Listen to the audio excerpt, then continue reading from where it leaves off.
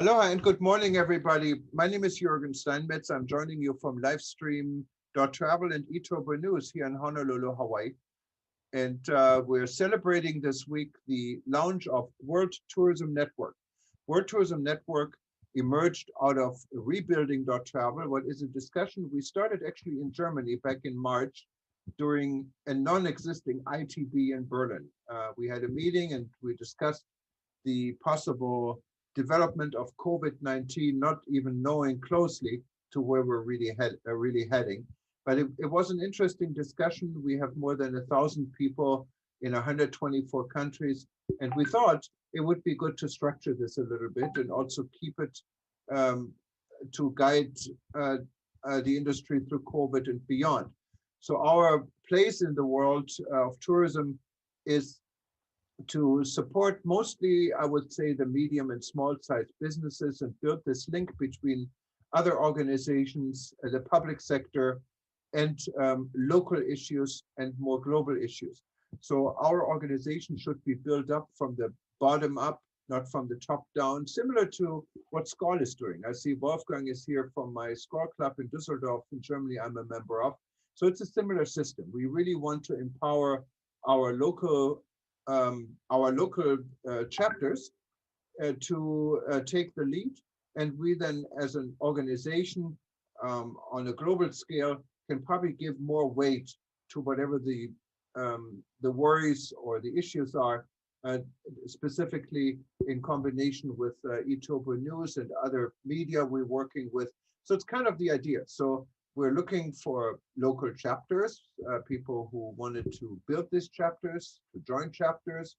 And we're also looking for interest groups. We have a number of interest groups already identified, anything from education to aviation and hospitality industry and so forth. So these are discussions we can do on a global scale together with the chapters and so forth. So that's basically where we stand. We're celebrating our launch all month, and you can go to worldexpo.travel and see all the archive. The way this works is we have a very small audience of live participants. Right now, there's 7 of us, and everyone can ask questions and be part of it. And our more larger audience you find on our various social media channels and other social media channels. You find on Etober News, no matter what page you go on Etober News now, you will see your picture. So it becomes, it multiplies. We have a lot of people forwarding it. And so far, we just did a check this morning. I shared with Mona, we had about 46,000 people on an average over time watching our various events. And we had some really good events, and there's some more good ones coming up. Today, it'll be exciting to learn from Mona Nafa. She's joining us from Amman, Jordan, and she will tell us why actually Jordan is the healthiest place on earth.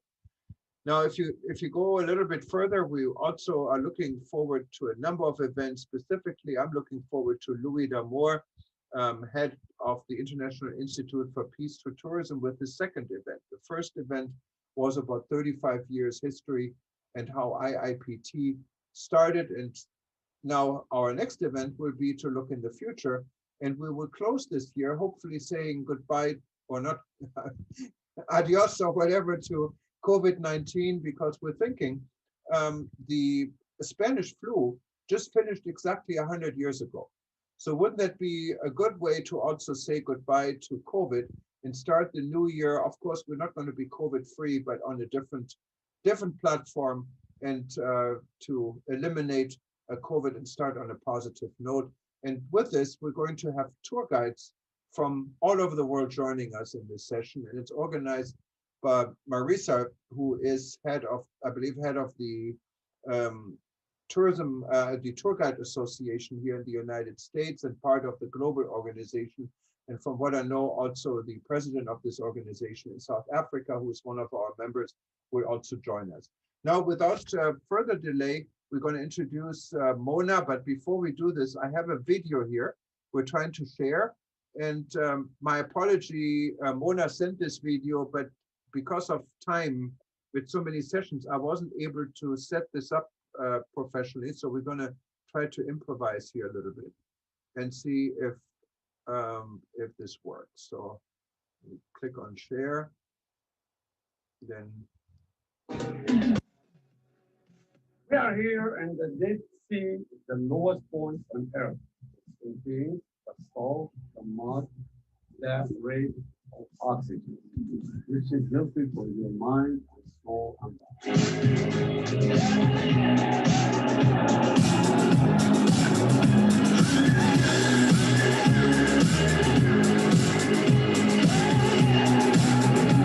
Wow, unbelievable. I've been a guide for a long time. It's the first time for me to see deep sea salt in the salt room, like salt in the floor, salt in the wall. After 1 week of exploring Jordan, I have to throw my cell phone away to relax. Well, here, you clean your mind, you clean your soul. You know, this life is full of stress. Please, you have to take your stress away. I moment for myself.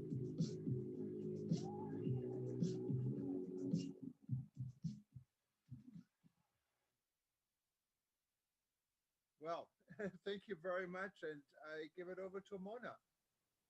Okay, thank you. Thank you. That was Sam, our guide, who is very passionate for Jordan and the Dead Sea and all the great components of why I'm claiming. It's basically many people all over the world really say that the Dead Sea is the healthiest point on earth. We do have a presentation, and as you were saying, we are going to get ready in the new year to start traveling, to start being brave, to hop on an airplane, to take a year of staying at home, all the stress that we have really, all of us have really acquired through the unknown, loss of our industry, loss of jobs, loss of, many factors that have really affected us due to COVID. Travel, as you know, many on the call are in the travel sector, has been hit probably the hardest and will be the longest to actually bounce back. So I wanted to share with you, where would you go that is healthier than your own home and your own country? I propose to go to the Dead Sea, Jordan. And on the slide, on the presentation that Jürgen, that we're going to put up shortly, I'm going to share with the audience why the Dead Sea is the healthiest point on earth. There's three components. It is the Dead Sea salt, the Dead Sea mud, and the high oxygen content that really justifies the healthiest point on earth. So as you're getting the screen up there, I'll share with the audience. It's kind of pretty and colorful on the presentation. So Jürgen, is the PowerPoint up? Well, I'm trying. I only get a black screen, and don't ask me why. Okay, maybe I can share on my side. Yeah, why don't you try? You can see it. If you can disable me. Yeah, so I'm going to stop sharing, and then you can do it on your side. Sorry about that. Okay, not a problem. If you click on share screen in the bottom. Yeah, I got it.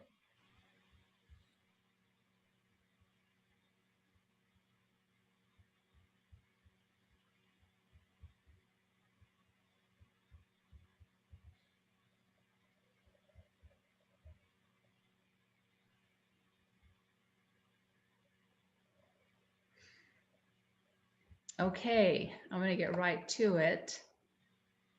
All right. We don't see it yet. So if you can click on share screen and then click on the window with the PowerPoint, and then activate the share screen. You see it? No, I don't. If you hold the window, yeah, now it's coming. There we go. We can see it. Great, thank you. You're welcome. So why the Dead Sea is the healthiest point on Earth. Okay. Um, Once again, we've got a lot of choices when we're ready to travel. So where are we going to go that is healthier than your own home and your own house? In Jordan, we have got fabulous resorts. We've got clean air, great sunsets. We've got a destination with modern hotels, great Airbnbs. We've got a destination with divine food. In fact, the Mediterranean diet has been known by CNN in 2019 and WebMD in 2020 as the healthiest diet in the world here in the Middle East. So I'm going to take you down to the lowest point on earth, the Dead Sea, and once again share all the benefits of why it is the healthiest point on earth. First of all, the Dead Sea, where is it and what is it? The Dead Sea is located at the lowest point on Earth, meaning that the oxygen content at the lowest point on Earth is higher than the oxygen content above sea level, 36% versus 26%. The Dead Sea is located an hour south of the capital of Amman in the country of Jordan. It is also landlocked between Palestine, Israel, and Jordan. The Dead Sea is a salt lake, and within the salt lake contains over 30 essential minerals and trace elements, meaning that there are an abundance of healthy minerals such as magnesium, calcium, bromine, all very important to the human body, as well as a very high concentration of salt. And we're going to get into the benefits of the salt shortly. At the Dead Sea, I'm going to focus on three components. Why, once again, it is healthy. Once again, we're going to travel. Your first destination, really, common sense should be at a healthy place. Sure, we can take the vaccine, we can do our best to stay healthy, but if an environment and a destination can do it for you, why not choose the holistic, natural way? So I want to share with you what is so significant about the Dead Sea. The Dead Sea salt is antiviral, antibacterial, and antifungal, and it's all natural in the air. The Dead Sea, the lowest point on Earth, has the highest oxygen content. Once again, with more oxygen in the air, you're breathing it freely. Your immune system, your lungs, your skin are all working to benefit and help you be a healthier person. Lastly, I want to focus on the Dead Sea mud. The Dead Sea mud is very rich with antibacterial properties that help detox your body and help make your skin nice and smooth. So what does that mean to you as a traveler or a human being? You know, once again, I've got some friends on the call and we always talk about the Dead Sea benefits. So when you've got more oxygen, cleaner air, antiviral, antibacterial salt in the sea, in the air, this can translate to a stronger immune system. A strong immune system helps you fight off diseases. I'm not going to go there with COVID, but once again, we want to stay as healthy naturally as possible. And why not with all the natural elements of the Dead Sea? Don't forget, COVID does attack the lungs. So if the salt content and the fresh air can help you breathe better, help your respiratory system, and help you expand your lungs, why not? All doing it naturally. I want to touch a little bit about the benefits of the Dead Sea mud. Yes, I use the mud on my skin. I don't use it too much on my face yet, but I do use it all over my limbs. And yes, I feel my skin is tingling. I know it's being detoxed from the healthy minerals that are in the mud. And very important, you know, as we get older, it's so essential for us to have more calcium for our bones and more magnesium for our circulation. So this is all a little bit of the medical of my past life. So I want to touch a little bit about the Dead Sea and where to go and what to do and why I'm focusing on it, because it does hit home and it does hit what we do. We are in the hotel business. I wanted to share with you the many beautiful hotels and the resorts at the Dead Sea. And one of those is the Dead Sea Spa Resort. It was the first to be built in Jordan in 1990, once again at the lowest point on earth. And the owner was a visionary on the benefits of building a resort, a hotel at the lowest point with all the healthy natural elements of the mud, salt, and the sea. At the Dead Sea Spa Hotel, we have a licensed certified medical clinic.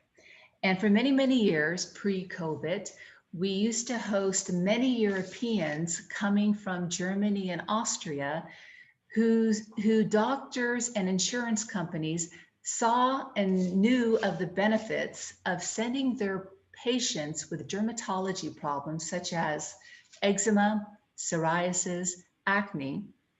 They found sending their patients to the Dead Sea, the patients were treated holistically. It was more cost effective for the insurance companies who used to fly the patients for 1 month, 28 days, flight, hotel, full board to get treated at the lowest point on earth.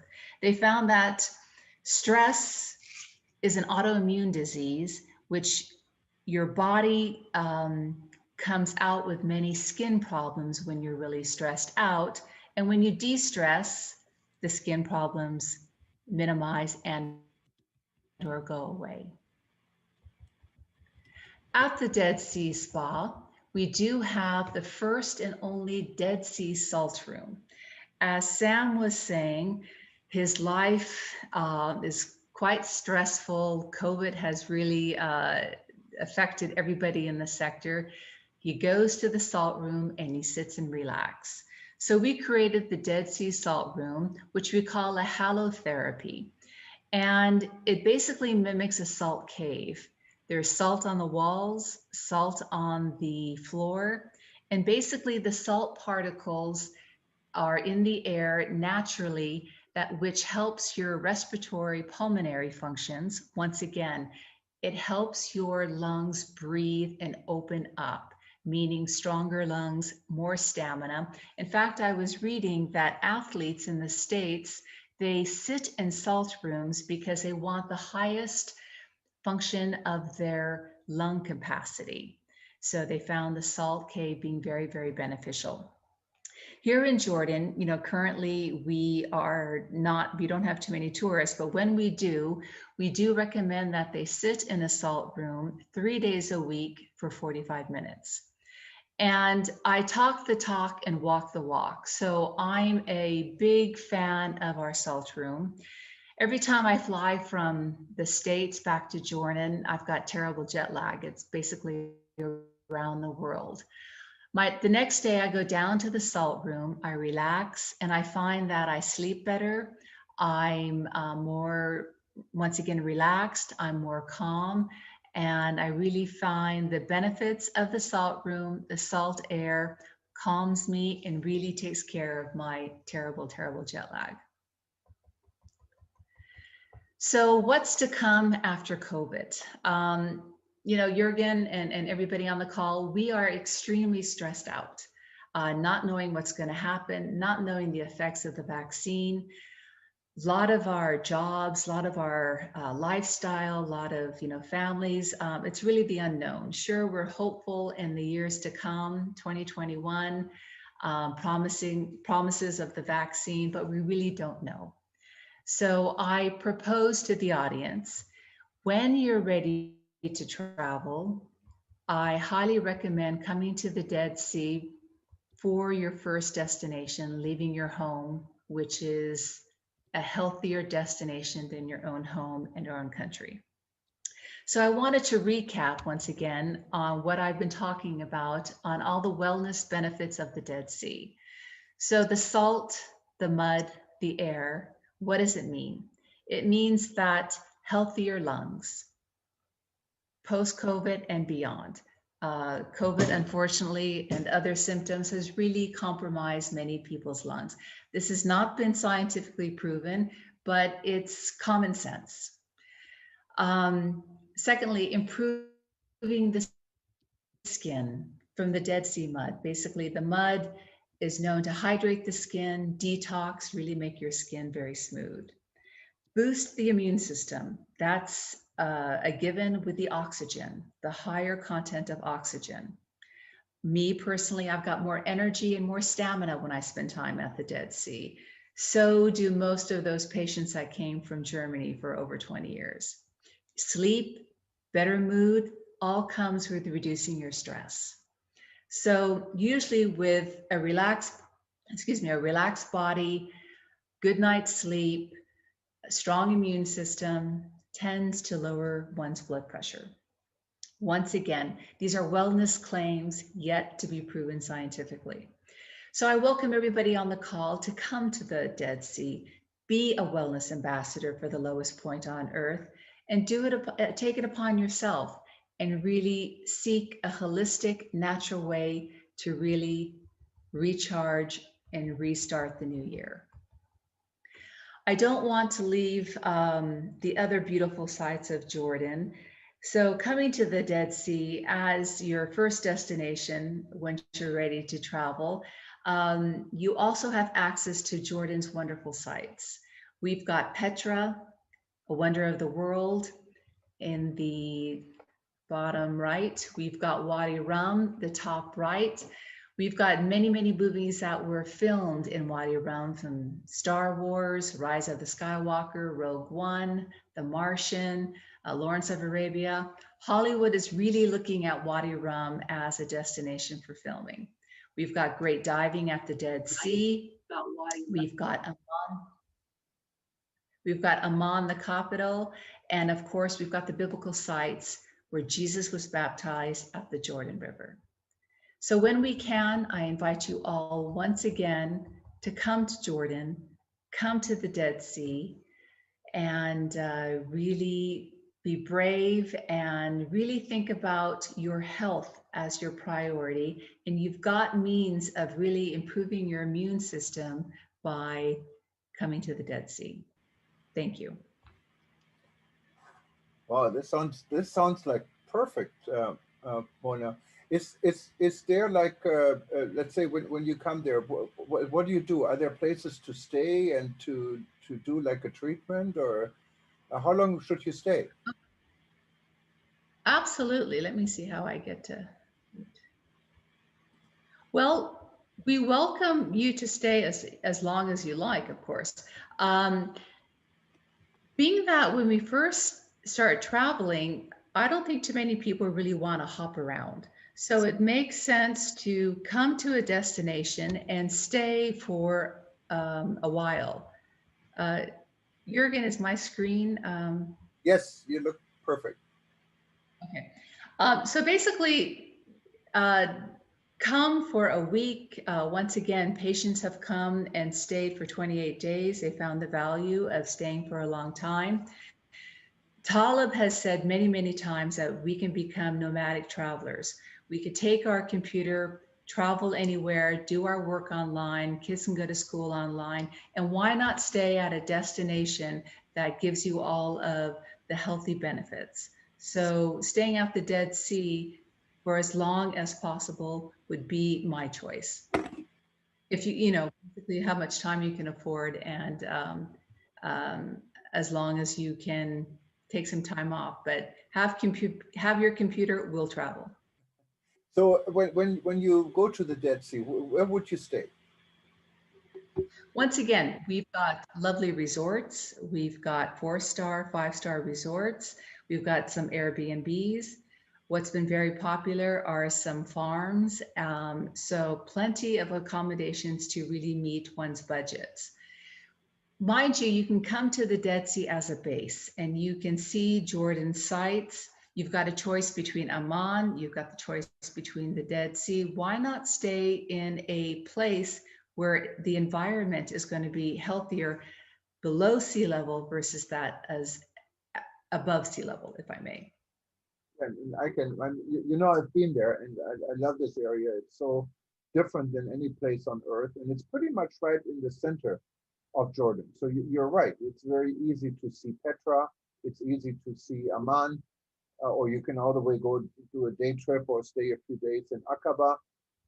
So it's a really good area, I think, to stay in. Now, for me, always the most important part, especially if I wanted to stay someplace longer, how's the internet access there? Is there any internet? Oh, fabulous. We have fabulous internet in Jordan, I must say. 4G, 5G. You could take your computer. We have free internet almost everywhere, even at some of the sites. So staying connected, staying accessible is not a problem in Jordan. You know, like we talked about briefly before we started, it's like, what's going to happen in the unknown? Yes, everybody's really itching. They want to get out. They want to travel. I propose, when I say the healthiest point on earth, we've got lots of choices, and everybody in the whole world wants that traveler to come to their destination. I propose, come to us first. We are a healthy environment. And I'm a big proponent of doing it holistically. You know, I'm not one to get the vaccine. So if I can keep my body as strong as possible, keep my immune system as strong as possible, eat well, sleep well, all that, you know, good stuff that we're supposed to do, that would be my choice versus doing the traditional medicine. I say that now. I say that because I've got the Dead Sea in our backyard, but I really wanted to share the message of holistic, natural healing, the holistic, natural choices first. I know when I was in Jordan the last time, it was at, I think there was a UNWTO conference I visited. I took a tour from Petra down to the desert, and they took us to a place where you can actually hear the silence. And I found that so impressive. I said, next time I come back to Jordan, I want to stay a day or two just in the desert, just do nothing, just hear the silence. Tell me about this. Maybe that's something what could be combined with the Dead Sea. Oh, absolutely. No, I mean, basically, come to Jordan, see the sights. Just spend more time at the Dead Sea. Jurgen, I think you went to Wadi Rum. Wadi Yes, Rum is yes, our desert. right. And yeah, I remember that trip. You went to Petra and then to Wadi Rum. The desert is gorgeous. In fact, you know, once again, as I mentioned, Hollywood is looking at Wadi Rum as a preferred film site. Disney was out here. They filmed Rise of the Skywalker, 2018, and then 2016, Rogue One. We had The Martian with Matt Damon. You've got a beautiful natural backdrop of the desert. It could be a planet, it could be Mars. And we've got amazing camps in Wadi Rum. Everything is not too far. Jordan isn't that big of a country. So between the Dead Sea and or Amman, Wadi Rum is about a three-hour drive. So doable in a day and or a long weekend. So. And to fly into Jordan, of course, there's Amman, is your capital city. It has international air traffic. There's Aliyar, I think we call them Royal Jordanian Airlines. Are they still flying to the US, or are flights right now on hold? No, we had our airport closed for several months, and that was tough. You know, Jordan initially really took some very strong stance on containing the virus and keeping us closed, if I may. Our airport is open, it's functional. Not too many of my peers, I know my friends, are really traveling. I think it's the wait and see what's going to happen. If you don't need to go anywhere, people really aren't traveling. We do fly to Chicago, to New York, to Montreal. I'm not too sure if Canada's, you know, who Canada's really accepting now. But I know myself as an Arab American, I am planning on going in 2021 to the States to see my family. But travel is different. Travel, I think the brave will travel. It's going to cost us more to travel. It's the unknown. What's going to happen at the airport? What's going to happen at the other destination? So this is going to be new for all of us in the coming new year, 2021. And I think, So Jordan, I know you had a spike in COVID like we all get, but over time, I think the numbers were quite low, especially compared to your neighbor in Israel. They were quite a bit lower. How did you manage? well, once again, for several months, about 5 months, our airport was closed and our borders were closed. So basically, it was landlocked. Very compliant population. I think we basically followed the trend of most countries. Springtime, March, April, May, it was the unknown, a little bit of fear, really, really cautious. Doors kind of open July, August, June, July, August. People were a little bit more brave, out and about. Most people still didn't travel. Our airports didn't open until August, September. So imagine an airport being closed from March till September. That's pretty significant. So we didn't have the movement of people coming and going. Yes, the numbers did rise when our airport opened, our borders opened up. That was inevitable. People became a little bit more comfortable, tend to mingle a bit. So our numbers spiked back to school, back to some routines. Then our schools, our universities and high schools went back online. We are no different than anybody else at this point. So I think, it's the holidays now. We've got Christmas around the corner. So it's going to be quiet like the rest of the world. It's going to be the nuclear family. It's going to be very, very minimal traveling movement. We still have a strict policy about gatherings. I believe no more than 20. Me personally, for Christmas, it's just going to be the immediate family versus the extended family. I am a people person, so I love having people at the house, but for, health does come first. And it's all of our jobs worldwide to be compliant and really get this under control. I am a big believer of wearing masks. I do listen to the scientists. My background is pharmaceuticals before I did come to the Middle East. I'm a big person on data, science over speculation.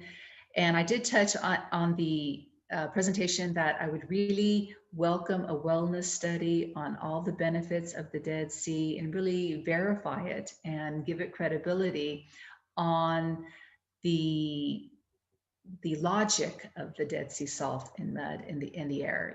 Once again, if German patients have been coming to this part of the world for over 20, 25 years because they believe in the holistic natural healing of the Dead Sea for skin problems, that's Germans, Jürgen, you're German. So, they're very concrete type of nationality, and they, very disciplined nationality. So we're doing something right for the German patients.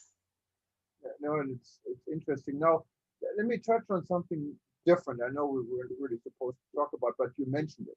It's about the vaccine. You said you're not going to take the vaccine. Now, you originally are from California, and so the situation in California. What is really alarming? I can tell you, I talked to the mayor here in Honolulu yesterday. California is our biggest source market for tourists, and we're not excited to welcome anyone from California, to be honest with you.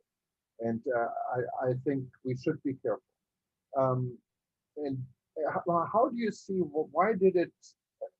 what is happening in California, and why in the world would you say you shouldn't take the vaccine? Well, if I can do it naturally, if I can keep a strong immune system, and I do my best to stay healthy, I know a strong immune system, strong lungs, strong, detoxing, if I may, will give me the strong immune system to fight off diseases. Nothing's been proven, but this is just a Mona theory. Keeping a strong immune system can fight any disease. A weaker immune system, of course, your body's more susceptible to diseases. I hope I don't have to take a vaccine to get on an airplane. You know, I really don't like what I believe it was Qantas, the CEO. He came out and said that. That is a choice of the passenger, not to be imposed. But then again, it's our choice to take Qantas Airlines. Why the numbers are going up in California?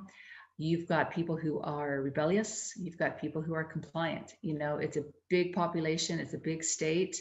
And when you lose a sense of order, this is what happens. Now, What's going on in Hawaii? well, we are the lowest in the United States, and we want to stay the lowest. Our numbers went up a little bit after we opened for tourism on October 15th, but not as significant that would justify to reverse this. However, tourists are really not coming in big numbers. If you look at normal times, 30-some thousand visitors arrive every single day. We're now just maybe into the lower thousands. And we're concentrating, I think, rightfully on visitors from Asia, from Japan.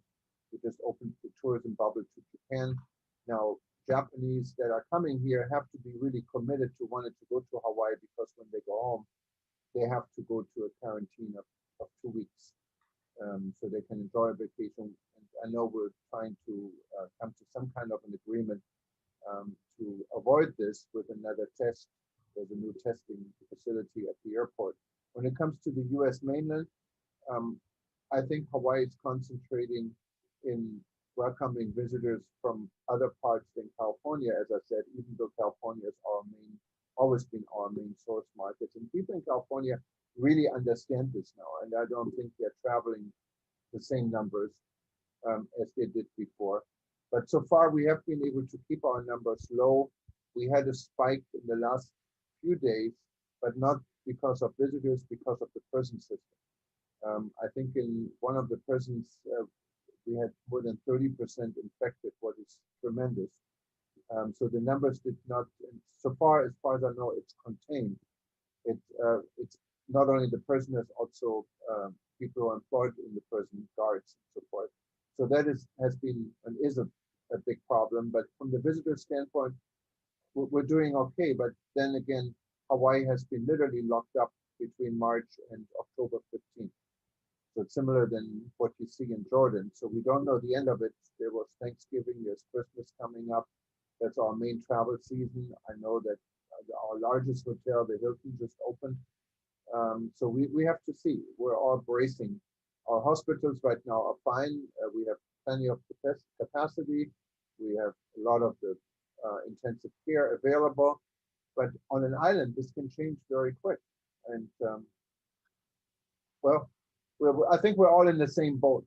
No one has a crystal ball, what to say. But talking about the immune system, I think this is quite fascinating, what the Dead Sea can do to the immune system. And I'm wondering if any people besides from COVID, with HIV, for example, is this something over time what has been proven to help in strengthening the immune system? Well, I'm just putting my logical hat on. You know, once again, I've been sharing about salt. Dead Sea salt is antiviral. Dead Sea salt is antifungal and antibacterial, meaning that it's, fights off the viruses. So logically speaking, if post-COVID patients, somebody who had COVID, came down to the Dead Sea and found that he or she spent some time there, had the opportunity to spend some time, with their lung and breathing capacity improve.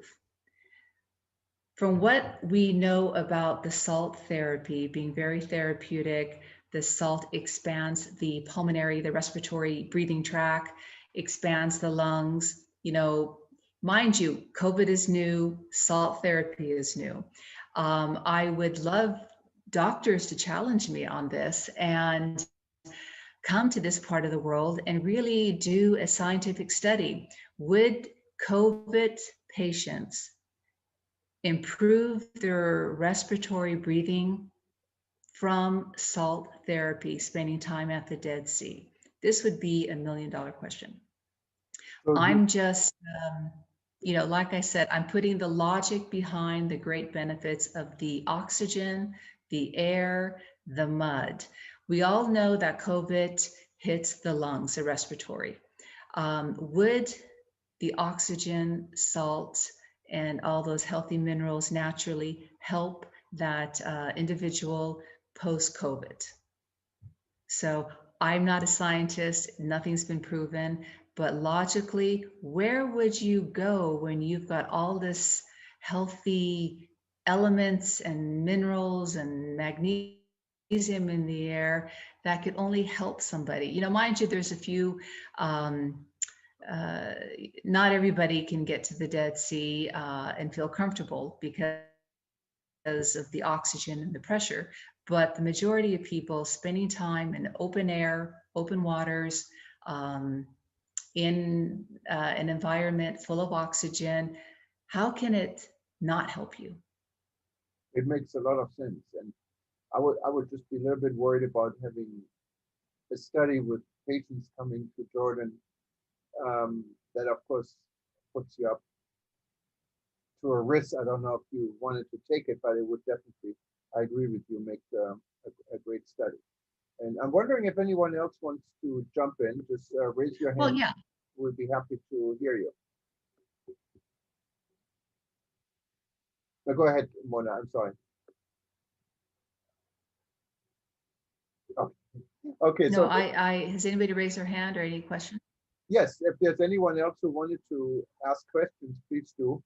We'd love to hear your input on it.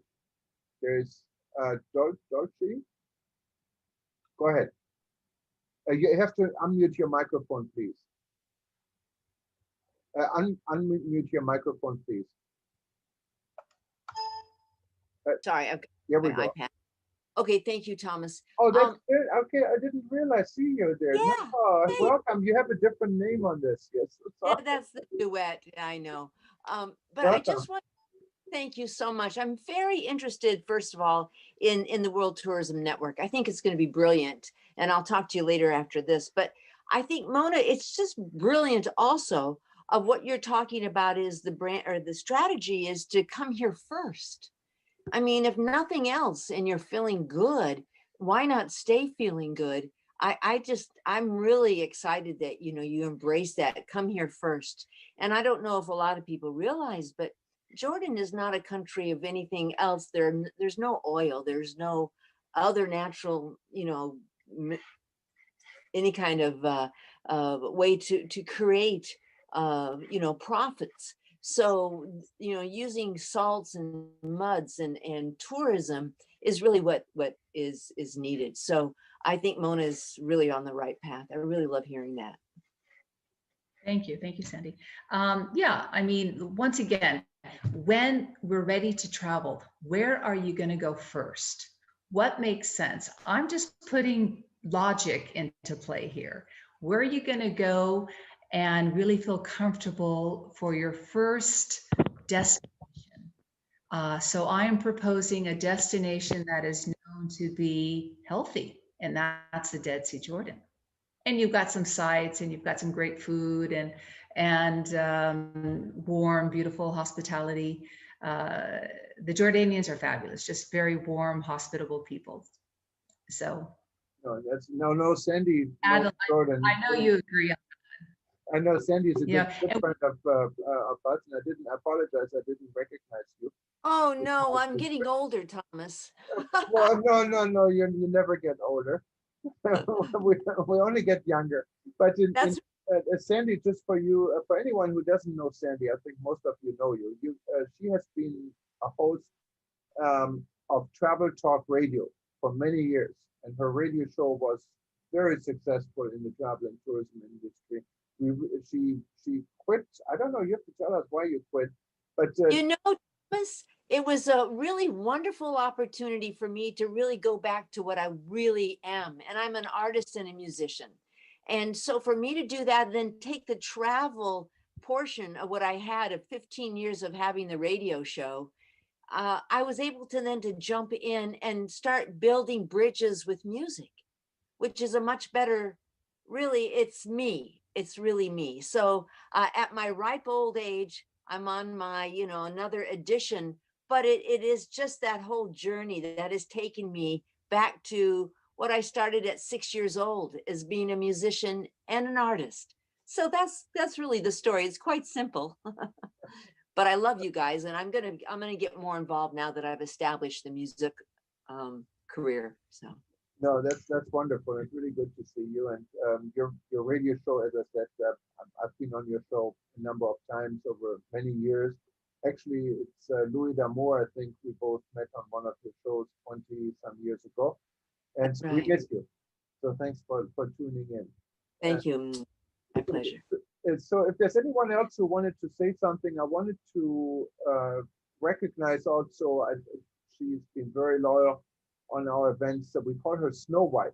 And Snow White, I cannot pronounce her real name, but Snesana. And I am. I have to learn this one of these days, but she joined us when we had.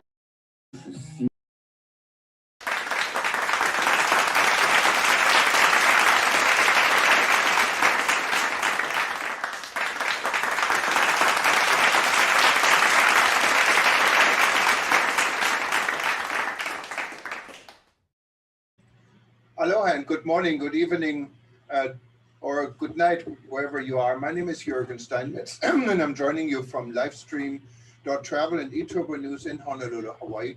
This week, we're celebrating the opening and launch events for the World Tourism Network. World Tourism Network emerged out of the Rebuilding.travel initiative we had been hosting since March of this year in response to COVID-19. We had a number of really good events in December. You find them already archived and can listen to it anytime, or if you read eTurbo News, you will also sporadically see them on all our pages playing. There are more events coming up. You can simply go to WTN.travel, click on the upcoming event page or on the blue banner for our lounge, and you'll be able to sign up. Today, we're going to the UK, and we'll hear from Benjamin Carey about international recovery through local regenerations. And before I give the microphone to Benjamin, I wanted to introduce my partner and co-founder of World Tourism Network. He's joining us from Texas, Dr. Peter Tarlow. And Peter then will introduce Benjamin. Good morning, Peter. Your microphone is off. Good morning, Hawaii. Good afternoon from Texas, and good evening to Europe.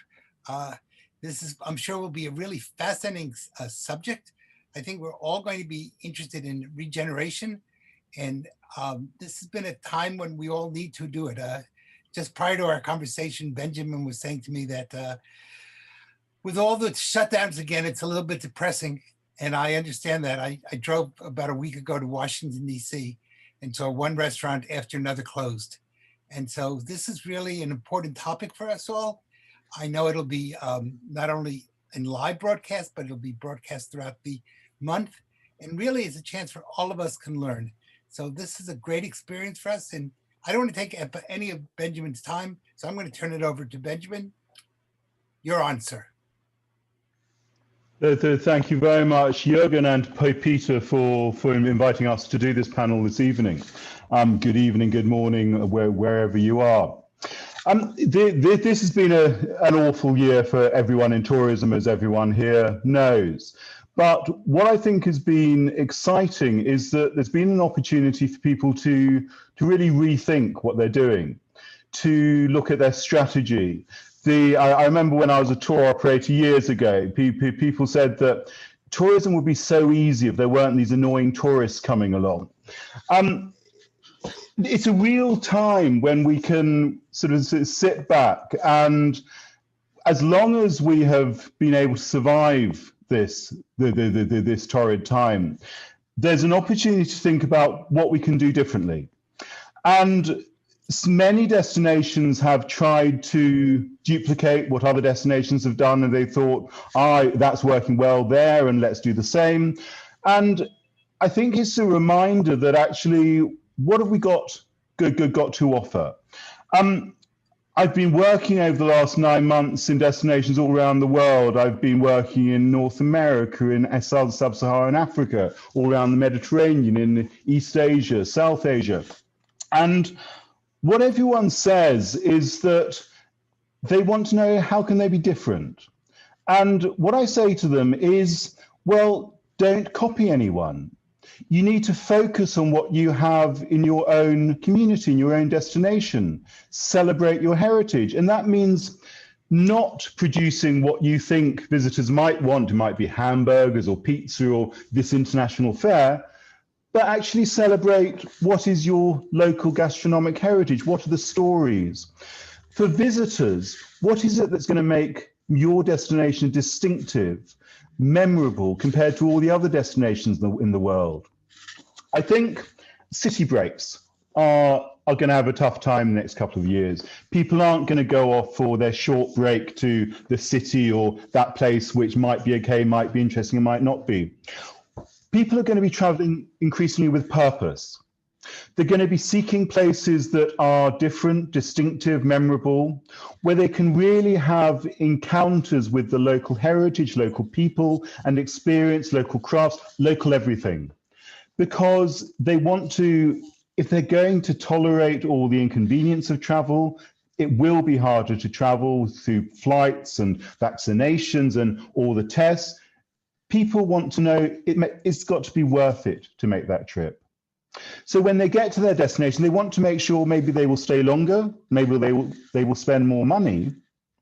But what they need to do is make sure that they are buying local. They are meeting local people, not this sort of international, what you can get anywhere. So I think talking to destinations around the world over the last 9 months, there was a huge opportunity to focus on the local, the authentic. The last few days, I've been talking to a couple of colleagues, Nada and Ahmed. Nada is in Lebanon, Ahmed is in Egypt. And they've both been working with local destinations for a long time. And they've for a long time recognized the importance of local in promoting tourism. And what I've asked them to do for us tonight is just tell a little bit of their story of why they are working with local, why they've already recognized that local is the answer to promoting a tourism destination. Why is local used to make a tourism destination distinctive? And then we'll get into more of a conversation. But I want to go over first to Nada. Nada, tell us a bit more about your local tourism products in Lebanon. Nada. Hi, everyone. Thank you so much, Benjamin. Well, Lebanon, oh my God. I think that this year was quite a year, I think, for everyone, but for us especially, because yes, there's the COVID-19, but there were also major changes in the country. So we had economical crisis.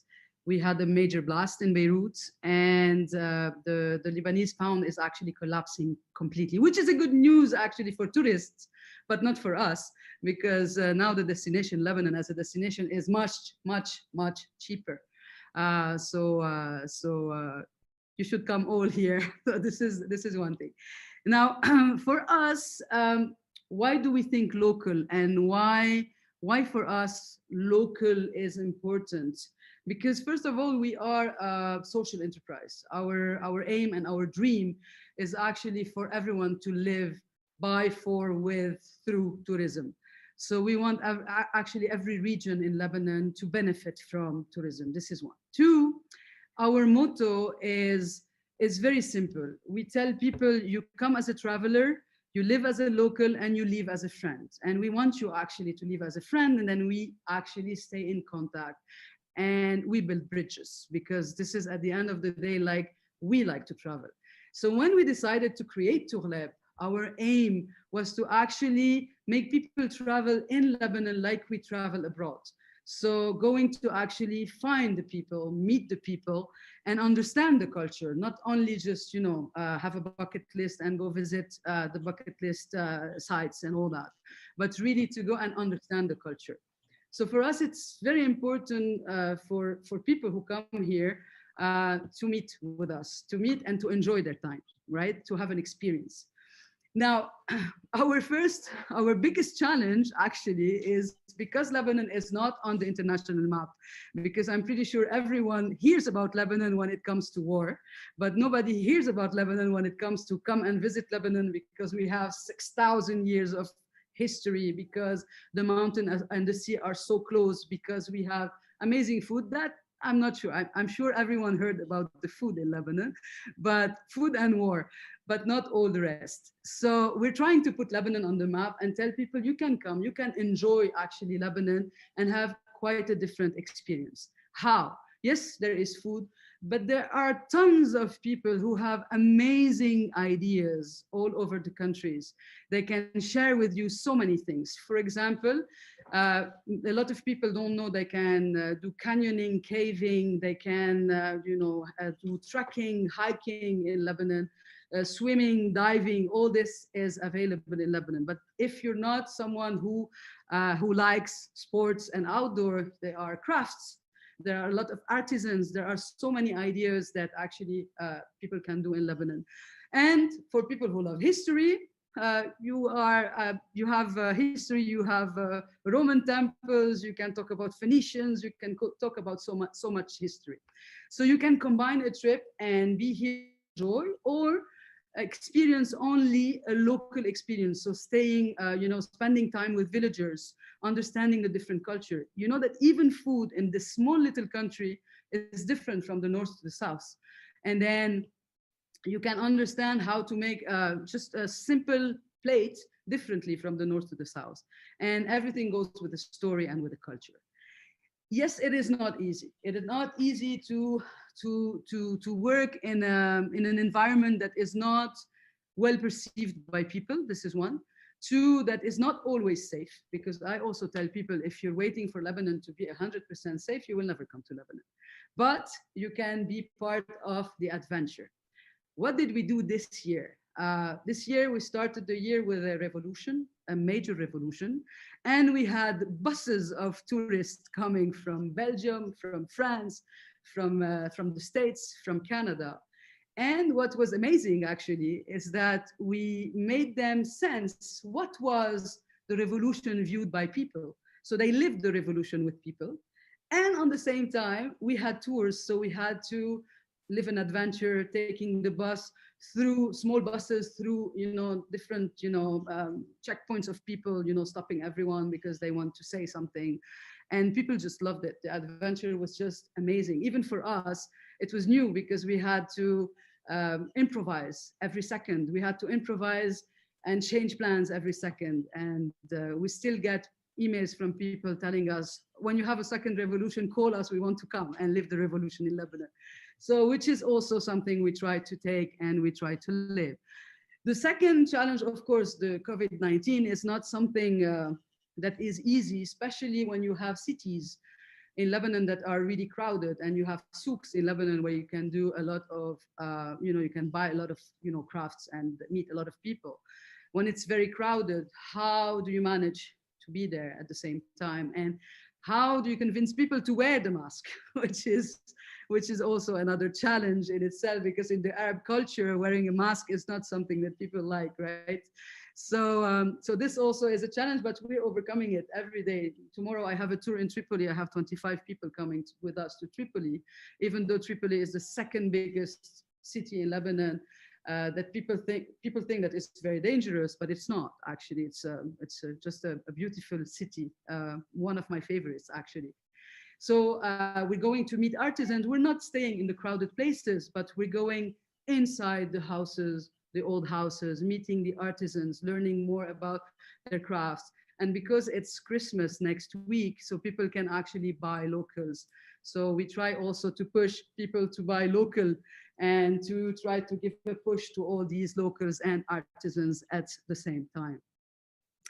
And we also had something that was terrible this year. We lived the blast. We had a major blast in Beirut on August 4th. And it was so heartbreaking. And us as a small company, we actually were touring with tourists, French tourists. We were actually in the Bekaa Valley, so we were 40 minutes away from the blast. And then what we had to do during the blast is, one, try to support the clients or the tourists and tell them everything is going to be all right. Everything is going to be okay. Don't worry, you're with us, you're safe, etc., etc. And on the same time, we had to split. So one of us had to continue the tour throughout the 5 days. And one of us went down to Beirut to help out all the tourists we had in Beirut and all the people who had, their houses destroyed and everything, and rebuilt and leave all that. So this was also a huge challenge for us. The tourists who were here left a week after the blast and came back a month ago because they loved the experience they had with us, because, it's kind of an adventure, because a blast can happen anywhere, in France, in London, it's happening everywhere. So it's not something that in the States, in Canada, and anywhere it can happen.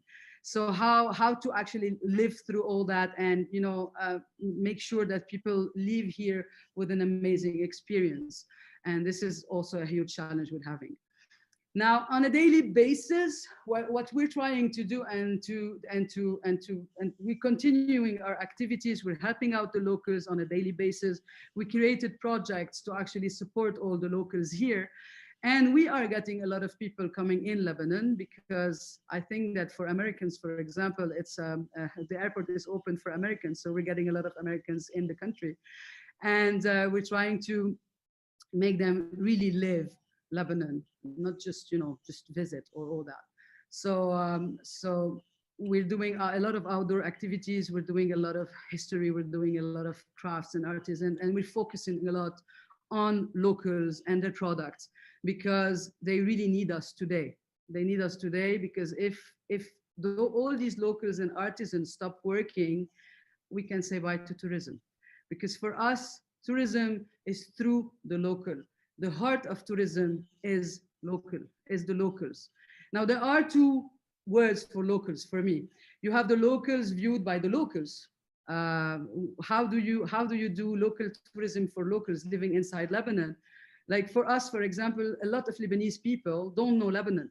So we are opening up to local tourism here so that people can live different experiences differently. This is the locals for locals, off the beaten track stuff, etc.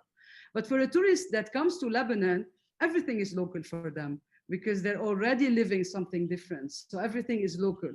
But how to choose in the places, for example, what we do is we try to assess in a location, for example, let's say something on the bucket list in Lebanon would be the Roman temples of Baalbek. Everyone wants to come and visit the Roman temple in Baalbek. Yes. So when we go to Baalbek, we try to assess on the field which restaurants are working well and which restaurants are not working well. And then we try to push the restaurants that are not working well, if they're good, of course. We tried them all before. So this is also a way for us to always assess, always be on the field, and always try to understand the different regions, so that there is a bit of stability, and so that you have all the projects work at the same time, at the same level.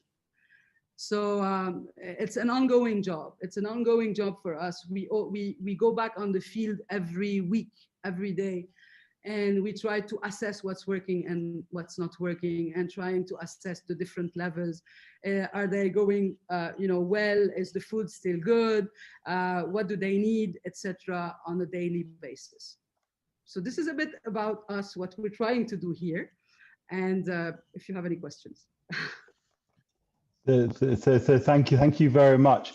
We're going to come back to questions afterwards. It's very frustrating hearing about Lebanon from a distance. I've been visiting Lebanon since 2005, and I spent about 3 months in the south of Lebanon, Hasbaya, Majayoun, and it is one of my favorite countries. And what is so memorable about Lebanon is the local distinctiveness, and every village, every town in Lebanon is completely different, with different stories, different religions, different culture, but particularly different food and people. And it is a remarkable destination. Lebanon is probably the epitome of a country that is used to disruption.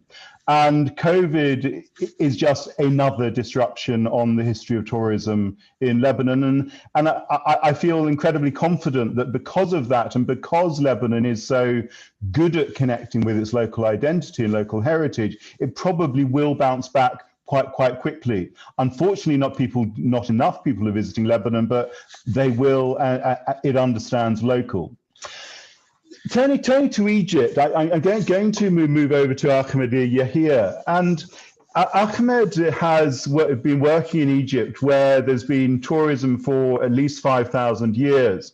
But what's so interesting about Ahmed's story is he went and looked at some heritage which was arguably slightly forgotten, the Nubian heritage of Egypt, of Upper Egypt. And he came and really, I think, as an outsider from Nubia, to sort of say, why don't you celebrate your local heritage? This is much more marketable. What I'm going to do now is I'm going to ask Ahmed to talk a little bit more about what are you doing to use your local heritage in Nubia to help with the international recovery and help Upper Egypt come back from this utter crisis. Ahmed, over to you.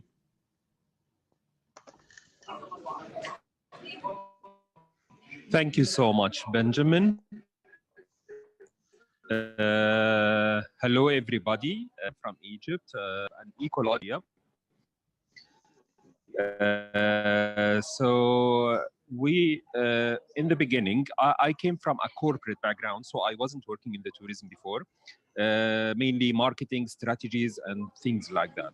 So when I studied the master degree that is called Cultural Heritage Management, it introduced me to the concept of ecotourism. That later on transferred to be sustainable tourism, with the focus on the 17 SDGs of the UN. So studying sustainable tourism and ecotourism, I found there is a huge opportunity in Egypt to move it from a mass tourism country depending on sun and sea and historical tourism to the temples and the monuments, to especially that heritage in Egypt goes beyond thousands of years in different areas, like south of Egypt has a heritage, north of Egypt, east, west, and so on.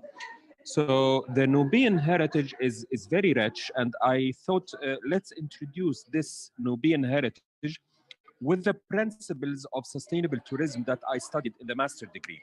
So the main principles of sustainable tourism is to save nature and to protect it, and also to work with the local community and introduce their heritage.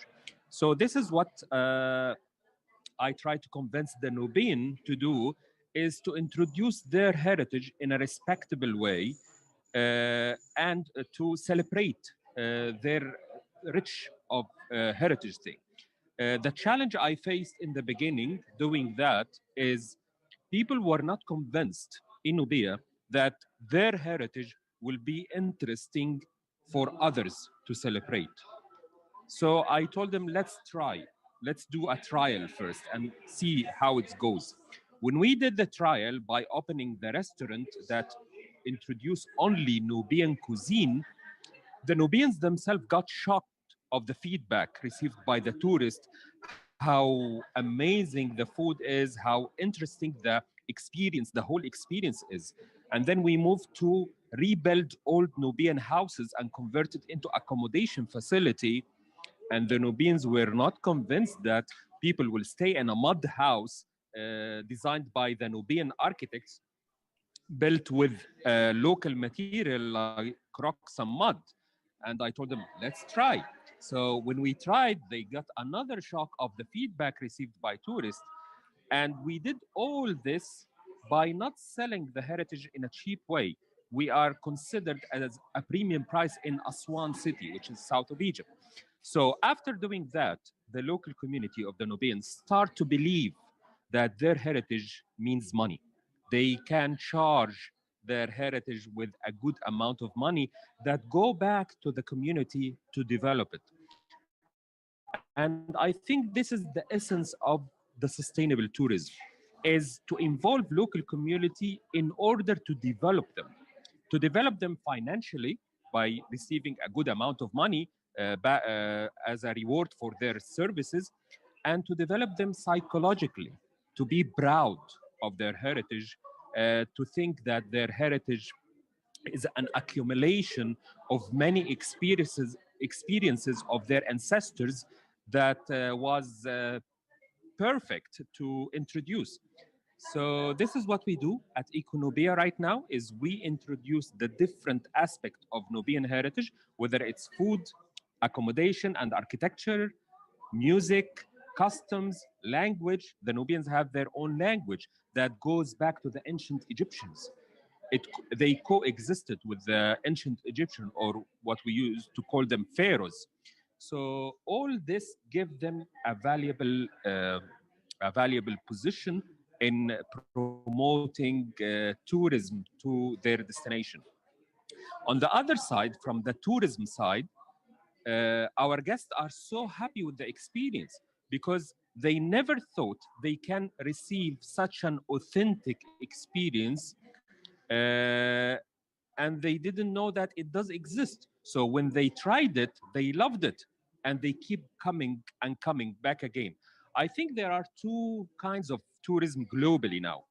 The tourism that is affected by globalization, like standards everywhere. So the tourist would like to stay in a hotel with the same services and the same quality wherever he is. So he would like to see the five-star hotel in Egypt, like in India, like in Taiwan, like in the States, like in UK.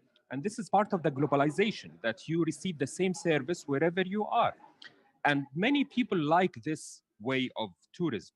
But on the other side, we have a huge amount of tourists who would like to try an authentic experience based on the territory that he's visiting. And for example, in Egypt, you can receive many experiences. Nubian is one of them. You can receive a Bedouin experience in Sinai. You can receive agriculture or farming experience in north of Egypt. So this turns the country into many experiences, and I'm sure there are lots of customers seeking these kinds of experience, interacting with the local community. Currently, the locals of Nubia are so happy with what's happening in their territory. We are having people who are copying our model in Nubia by the local community. So the local community start to be SMEs, building lodges, building restaurants, because now they see the success that's happening, and we are encouraging them to do that, because together we can change the whole Nubia area to be something fascinating. One of the things that I keep insisting in telling them, in our sustainable tourism thing, there is nothing called customer is always right. You have your own traditions, you have your own beliefs, you have your own value system, and the customer comes with his value system and his beliefs and his tradition. We need to reach a middle ground between his value system and your value system, and it's based on respect. The client have to respect the local community in order for the local community to respect the client. And this is where we can have a premium experience with a premium service. So this is our role in Nubia, to as a facilitator of sustainable tourism, and we would like to copy it anywhere else in the world in the future. Back to you, Benjamin.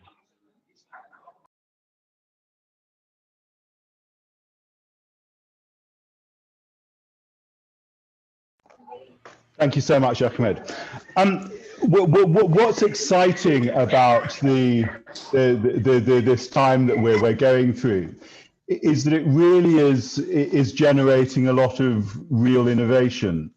I mean, what Ahmed was saying about the different experiences of the same place, I think is really important, because a lot of destinations are realizing that, yes, they have their heritage, yes, they have their assets, but they can package themselves in so many different ways to different customers.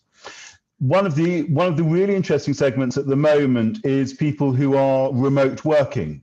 And countries like Bhutan, South Africa, so many countries around the world are giving visas, not for tourists who want to come on a short break or 1 or 2 weeks or go on safari or go trekking, to come and live in a country for 2 months, 3 months. And as long as you have an internet connection, then you don't have to be in New York, London, Moscow, anywhere. You can be somewhere where you're eating wonderful local food, looking at amazing local scenery, beautiful scenery out of your window, contributing to the local economy from places that have been decimated by the COVID pandemic, and enjoying the local experience, living as a local. So this is real innovation. I've known Severine for I think about a year now, and we've been working together and discussing a lot about regenerating tourism. It's all come about through the experience of this pandemic. And Severine has a particular interest in regenerating tourism and innovation. She works as a coach and a consultant. And what I'm going to ask her is, how Severine, can we encourage other destinations to think about the way that they are marketing themselves as local and distinctive destinations? How do you ensure that destinations are promoting their local distinctiveness and local identity so that tourism makes a real contribution to the communities that live there? So, Severine. So hello, Benjamin, and hello, everyone. Yes, let's talk about the necessity. You were talking about the necessity for marketing. Well, actually, you didn't use the word necessity. It's myself that I use the word necessity, because it's not really a choice. But at the moment, it's a matter of survival, and it's a matter as well to actually being able to, to promote choice and experiences to the new travelers. Okay, so it's really about getting out of the comfort zone. So you introduced me as a coach and a consultant. And yeah, what I do is I help people basically think differently, either in terms of leadership or in terms of organization or in terms of any sort of association. I've been working quite a few with association as well lately. So it's all about thinking differently. In terms of the tourism aspect, which we've been having like long discussions in the last few months, and I started this project called Regenerating Tourism. It's all about really finding a new way to build things in a different in a way which is better. Okay, so what does it mean to be better? Well, it's got to be more effective and bring more results, first of all, for all the main stakeholders. Okay, so the main stakeholders, who are they? I mean, if we're talking of destinations, so certainly there needs to be what it is, an increase in terms of the value, but as well how the value, the income that comes from tourism, how this impact is spread within the local community. Because of course there has been lots of job losses, and so a focus on to regaining some of that via different way of investment is certainly a good way.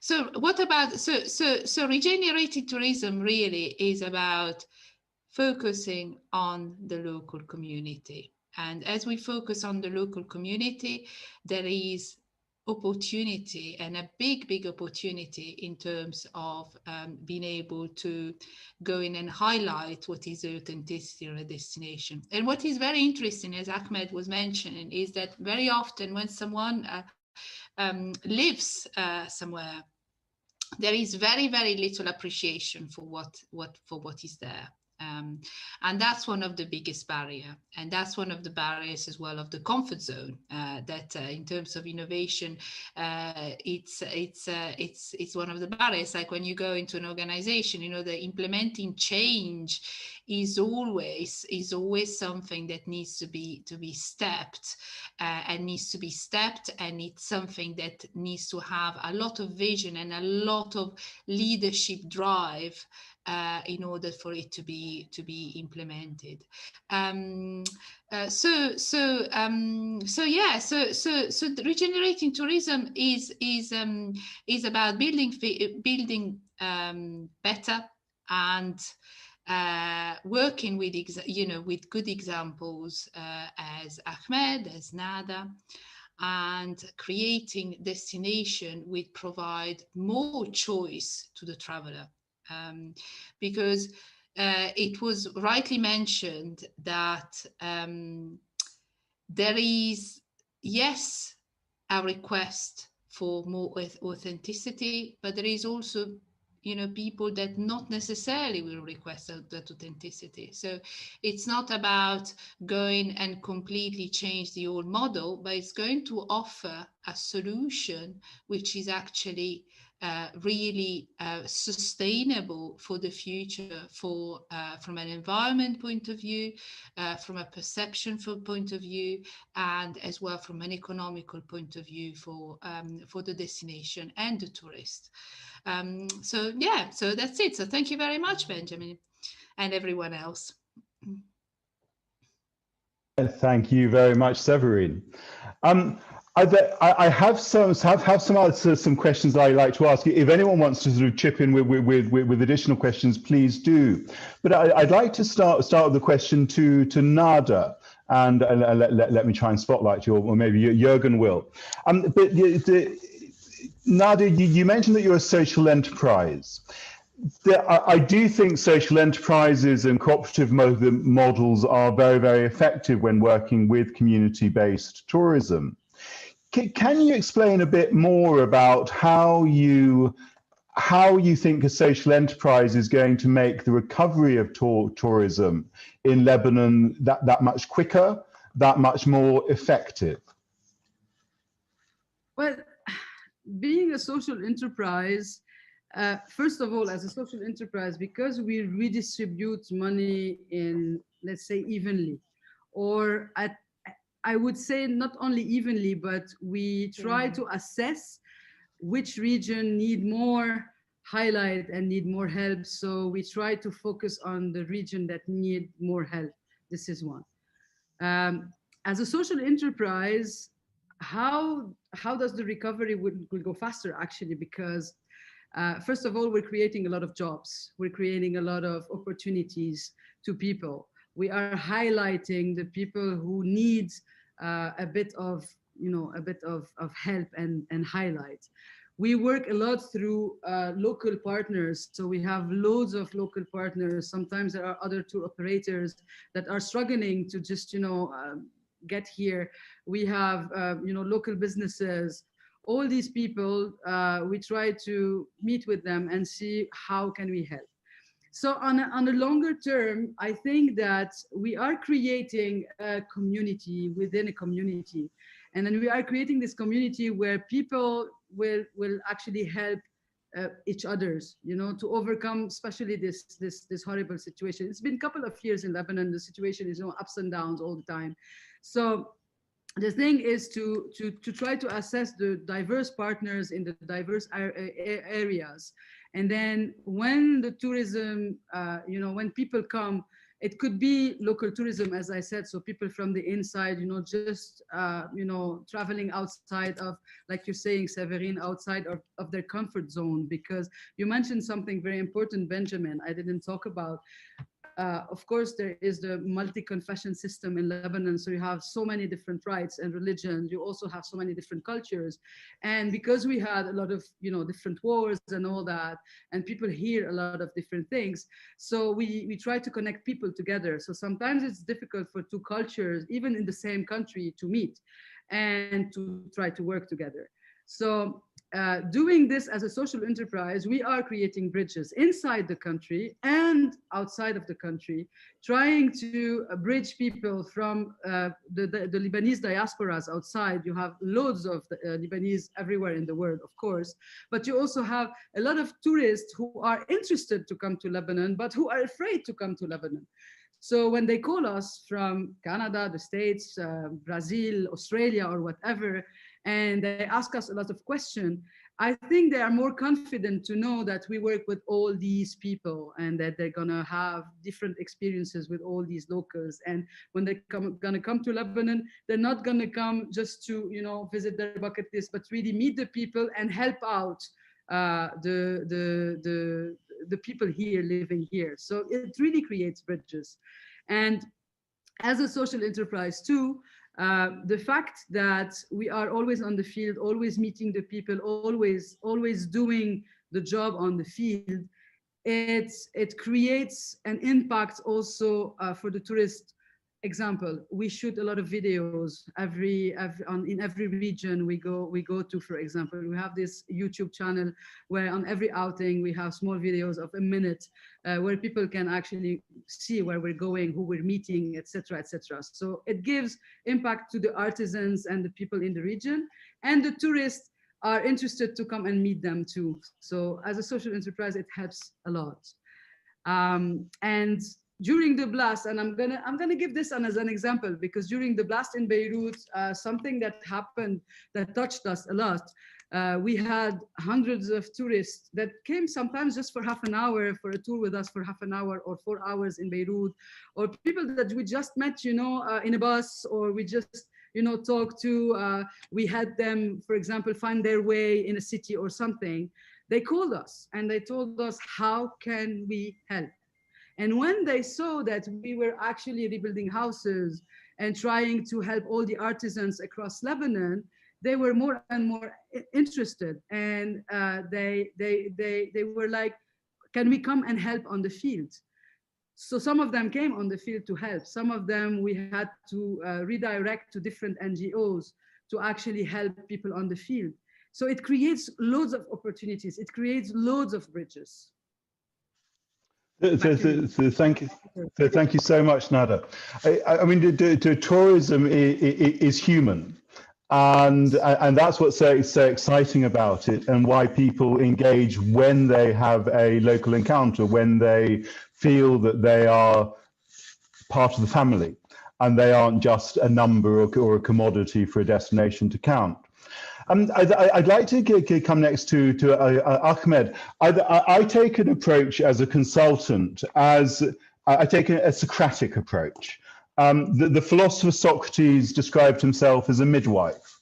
And when I work as a consultant, I've worked in over 50 countries. What I always talk about with destinations is I want to make myself redundant as quickly as possible. I want to work with you to sort of bring your ideas, your knowledge out into the open. I want to help you market your destination and your local distinctiveness to the markets all over the world. But I want to make myself redundant because ultimately it's your baby. So my question to Ahmed is, you're Egyptian, but you're not Nubian. And I'm interested in, how do you make sure that you're building local capacity and are making yourself redundant as quickly as possible? Ahmed. Thank you, Benjamin. So that was a challenge in the beginning. When I started the project, I thought I will need to do lots of training. So I start searching for training facilities that can provide such training for the local community. Unfortunately, I didn't find in Egypt a facility that provide training for the local community. All the institutes focus on the people in the faculty or in the schools in order to graduate a person who study tourism. But for the local community, who some of them don't know how to read and write, there is no facility to give training for such of them. So I decided to do uh, a job training. Like, let's start working together. I was there in the beginning, doing all the technicalities of how to receive the guest, how to handle the guest, how to present the food, how to fix the room. And they were watching and helping me doing things. So there was a 6 months of shadowing. So I'm responsible of most of the operation with their help. And later on, after 6 months, and I appointed some of them who I found the capabilities that I'm looking for to run the show. And then I became the shadow. I was sitting there watching them doing the hospitality, doing the serving, doing the food, doing the whatever, for another 6 months. Once I felt that now they are ready, they don't need me to be there, I start going back and forth from Aswan to Cairo. Currently, they are running the whole show. We are open since 2 years ago. They are running the whole show, and they actually can give training to others now, because now they have a 2 years experience in the field. The nice thing about it is there is no a solid training for the local community, because each local community have its own value system, has its own tradition. So you just give a training on the technicalities, but the type of hospitality, which usually come from inside the people, it will be customized. So the hospitality in Sinai with the Bedouins will be completely different than the hospitality in Nubia, and it will be different than the hospitality in the desert with the oasis people, and it will be different from the hospitality with the farmers in Delta region. So you just need to teach them the technicalities, which usually doesn't take a lot of time, and then leave them, empower them, and they will handle the show. So this is what we did with the Nubia, and this is what we are planning to do in other regions. Fantastic, fantastic. Thank you very much. I'm going to. Are there questions that people would like to ask? Nobody's put anything in the chat. I don't know whether people want to stick hands up. I'm not seeing any hands going up. I can say make some comments that would be of value to people. Please, Peter. I think that first of all, good tourism is always based around the local. So I couldn't agree more with both Nada and with Ahmed.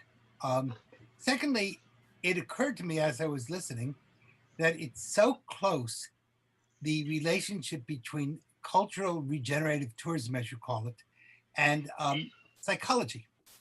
I work in the world of psychology, and a good psychologist, one, always tries to get the person to be himself. You're happiest when you are yourself and you don't try to be somebody else.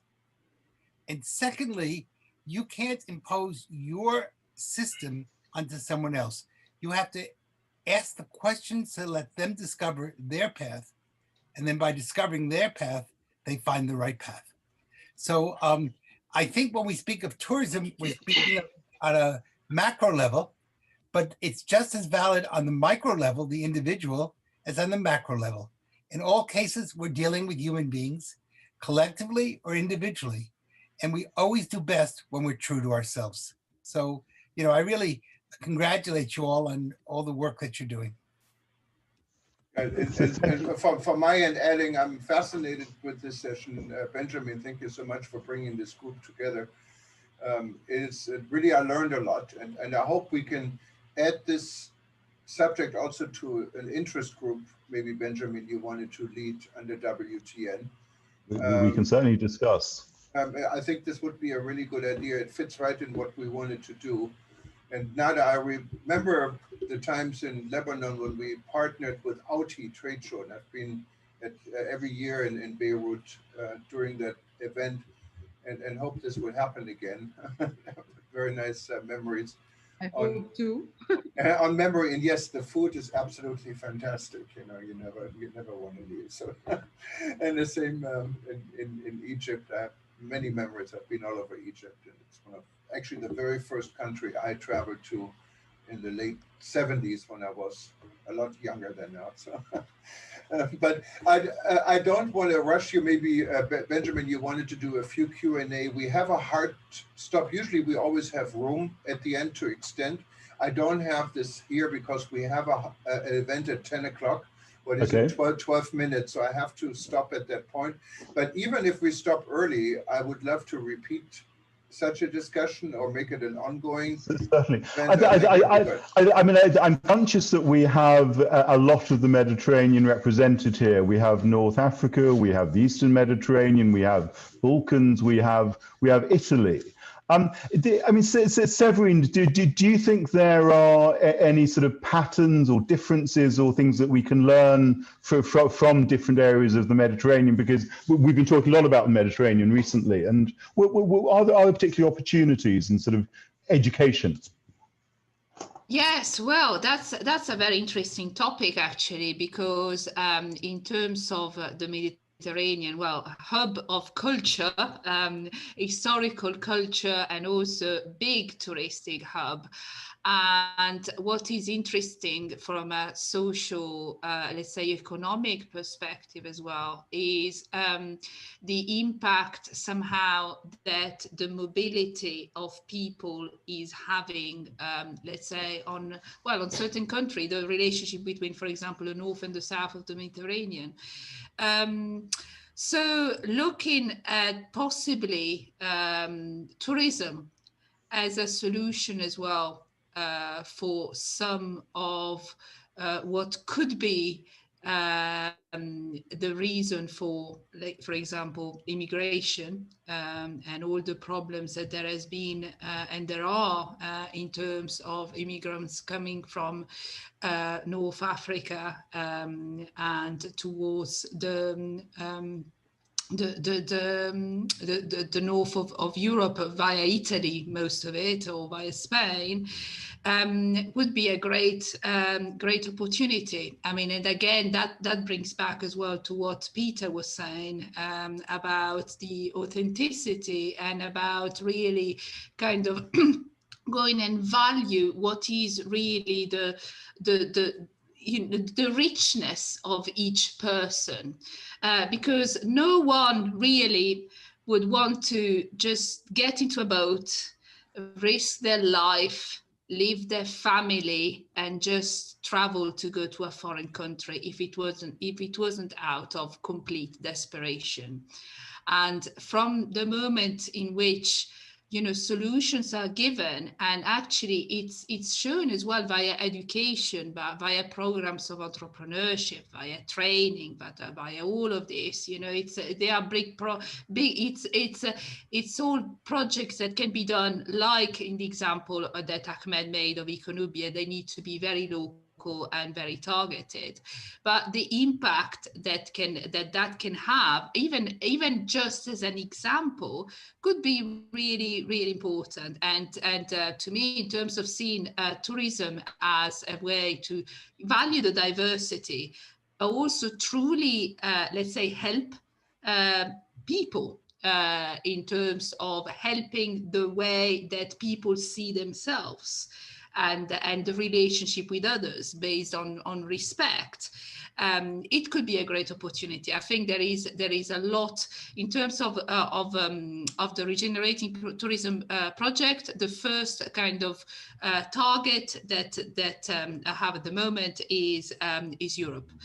So that's certainly the main target. So thank you so much. I'm conscious of time and moving on to the next session. I think that what I'd like to say is that for me, it is really refreshing to be talking about the future and recovery. I've spent so much time recently talking about crises, whether COVID or looking at Ebola or crisis or conflict. There is so much positive when we remember that we have all this wonderful local heritage, local distinctiveness, And if we focus on this identity and local heritage, then I think there's a real opportunity to rebuild international tourism and quickly. I want to thank the panel, Ahmed, Nada, Severin, and I'd like to thank all of you for watching, listening. There are many faces I recognize here. I wish you a wonderful evening, morning, day, or whatever is before you. I'll hand back to you, Jürgen and Peter, but thank you so much for giving us the opportunity to talk about the future and recovery. Thank you. And Benjamin, that's just one of the sessions I would say I wish we had more time, and we will hopefully repeat this. And thank you so much for putting this together. I wanted to thank everyone for attending today. And if you haven't joined World Tourism Network yet, please do so. We have both complimentary and paid options. You can go to wtn.travel, click on the join button, and we would love to have you and inform you about what we're doing, and more important, you should be part of what we're doing. We now have people in 124 countries, including all the countries you're from. And so it would be great to have you part of it. Also, if you wanted to look at the archive of this session and all the other sessions, you can go to worldexpo.travel. Give us a few hours to put this up. And you also find it, of course, linked from wtn.travel. And we'll be playing this session with our other sessions for the next few weeks. So you'll find it probably appearing to be live also on eTurbo News, on live stream, and other channels we have access to, and on social media. I wanted to again say thank you, aloha to Benjamin, and let Peter have the last word, and Benjamin, and then hopefully we see you all again very soon. Peter. I want to thank everyone for a really fascinating session. There's an old saying that what makes an assembly line different from human beings is that an assembly line produces cars and they all come out the same. But human beings are born from an assembly line, but every one of us is different. And I think today that's really what we're speaking about. Each human being has his or her own story. Each community has his or her own story. I live in Texas, where we would say you could travel 1,000 miles and go nowhere. But the reality is each place you go is different. And today we talked about the fact that all of us are on a personal journey, a community journey, a national journey, and a world journey. And if we understand that, then we will make the world a much better place. So thank you all for a really wonderful session. Thank you. Let's celebrate difference. Stay well. Bye-bye. Bye-bye.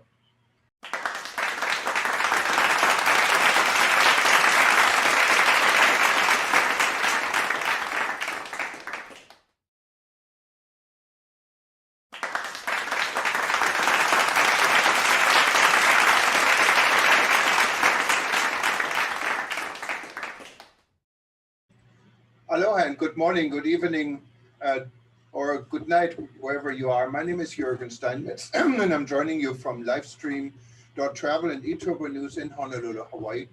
This week, we're celebrating the opening and launch events for the World Tourism Network. World Tourism Network emerged out of the Rebuilding.Travel initiative we had been hosting since March of this year in response to COVID-19.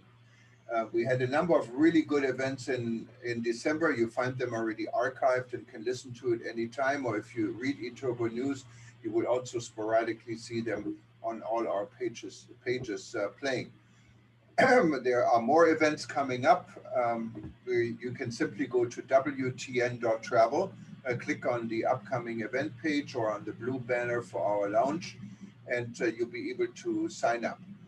Today, we're going to the UK, and we'll hear from Benjamin Carey about international recovery through local regenerations. And before I give the microphone to Benjamin, I wanted to introduce my partner and co-founder of World Tourism Network. He's joining us from Texas, Dr. Peter Tarlow. And Peter then will introduce Benjamin. Good morning, Peter. Your microphone is off. Good morning, Hawaii. Good afternoon from Texas, and good evening to Europe. This is, I'm sure, will be a really fascinating subject. I think we're all going to be interested in regeneration, and this has been a time when we all need to do it. Just prior to our conversation, Benjamin was saying to me that with all the shutdowns again, it's a little bit depressing, and I understand that. I drove about a week ago to Washington, D.C., and saw one restaurant after another closed. And so this is really an important topic for us all. I know it'll be not only in live broadcast, but it'll be broadcast throughout the month. And really is a chance for all of us can learn. So this is a great experience for us. And I don't want to take any of Benjamin's time. So I'm going to turn it over to Benjamin. You're on, sir. Thank you very much, Jürgen and Peter, for inviting us to do this panel this evening. Good evening, good morning, wherever you are. This has been an awful year for everyone in tourism, as everyone here knows. But what I think has been exciting is that there's been an opportunity for people to really rethink what they're doing, to look at their strategy. I remember when I was a tour operator years ago, people said that tourism would be so easy if there weren't these annoying tourists coming along. It's a real time when we can sort of sit back, and as long as we have been able to survive this torrid time, there's an opportunity to think about what we can do differently. And many destinations have tried to duplicate what other destinations have done, and they thought, that's working well there, and let's do the same. And I think it's a reminder that actually, what have we got to offer? I've been working over the last 9 months in destinations all around the world. I've been working in North America, in sub-Saharan Africa, all around the Mediterranean, in East Asia, South Asia. And what everyone says is that they want to know, how can they be different? And what I say to them is, well, don't copy anyone.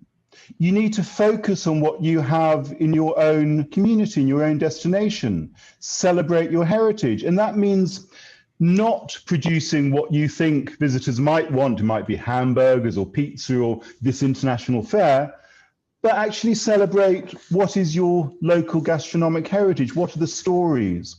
For visitors, what is it that's going to make your destination distinctive, memorable compared to all the other destinations in the world?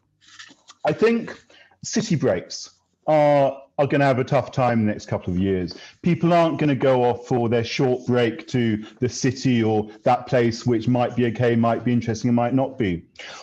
People are going to be traveling increasingly with purpose.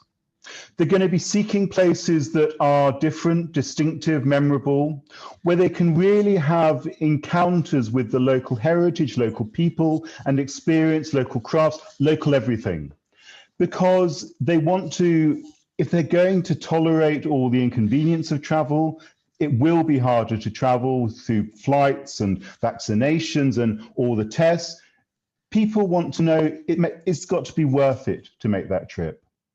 So when they get to their destination, they want to make sure maybe they will stay longer, maybe they will spend more money. But what they need to do is make sure that they are buying local. They are meeting local people, not this sort of international, what you can get anywhere. So I think talking to destinations around the world over the last 9 months, there was a huge opportunity to focus on the local, the authentic. The last few days, I've been talking to a couple of colleagues, Nada and Ahmed. Nada is in Lebanon, Ahmed is in Egypt. And they've both been working with local destinations for a long time. And they've, for a long time, recognized the importance of local in promoting tourism. And what I've asked them to do for us tonight is just tell a little bit of their story of why they are working with local, why they've already recognized that local is the answer to promoting a tourism destination. Why is local used to make a tourism destination distinctive? And then we'll get into more of a conversation. But I want to go over first to Nada, Nada, tell us a bit more about your local tourism products in Lebanon. Nada. Hi, everyone. Thank you so much, Benjamin. Well, Lebanon, oh my God. I think that this year was quite a year, I think, for everyone, but for us. Aloha and good morning, everybody. My name is Jürgen Steinmetz, and we're joining you from live stream at eTurbo News in Honolulu, Hawaii this morning. And we're celebrating this month the launch for World Tourism Network. World Tourism Network, you find online at WTN.travel, is emerged out of the rebuilding.travel discussion we had since the outbreak of coronavirus in March, when we had our first meeting actually in Berlin, in Germany, during an ITB that never happened. Ever since, our active group of travel professionals have been discussing the development and the rebuilding of the travel and tourism industry, and now we have our own organization and our own network, currently with members in more than 124 countries, a little bit more than 1,000 members, and we're growing. If you haven't signed up, please do so. We have both paid and free options to join us. Go to WTN.travel and click on join. We had so far, I think, close to 20 events already.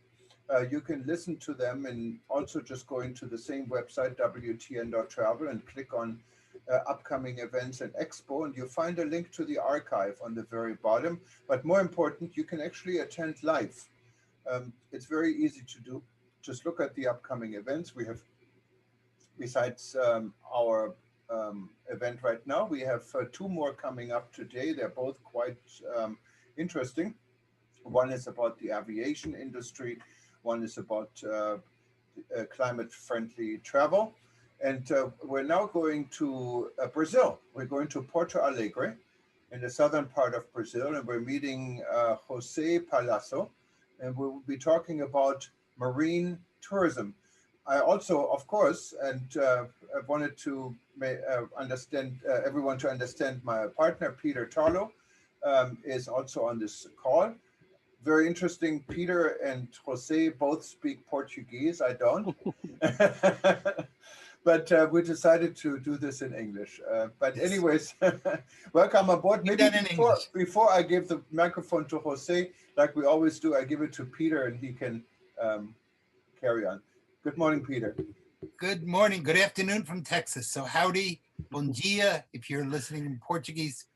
I think this is going to be a very exciting session. Brazil is truly one of the up and coming countries when it comes to tourism.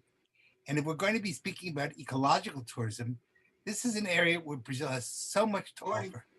It's a world where there is, you name it, from the Amazon regions to the southern part of the country. I think every form of ecology is found probably within the territory of Brazil. Most people don't realize what a big country Brazil is. If you take Alaska and Hawaii out of the United States, then Brazil would actually be bigger than the 48 contiguous states in the United States. So it's depending on how you count, the fourth or fifth largest country in the world.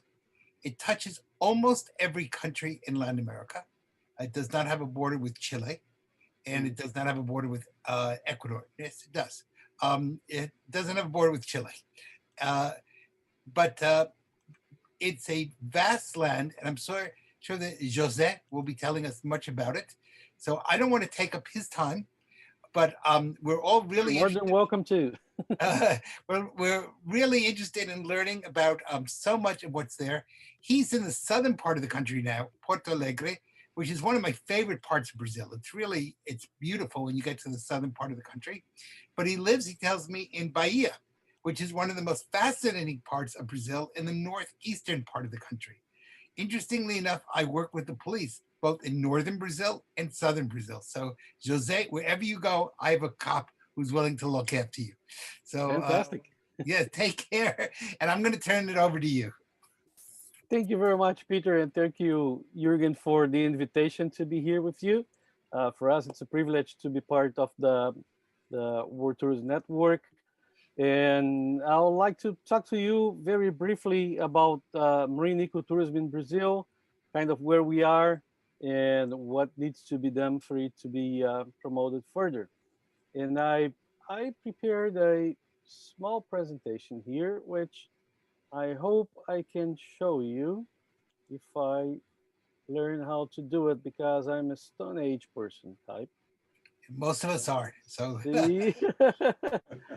Here it is. I hope you're seeing it. Yes, comes out very clear. well, now we said yes. Marine Yes. ecotourism in Brazil.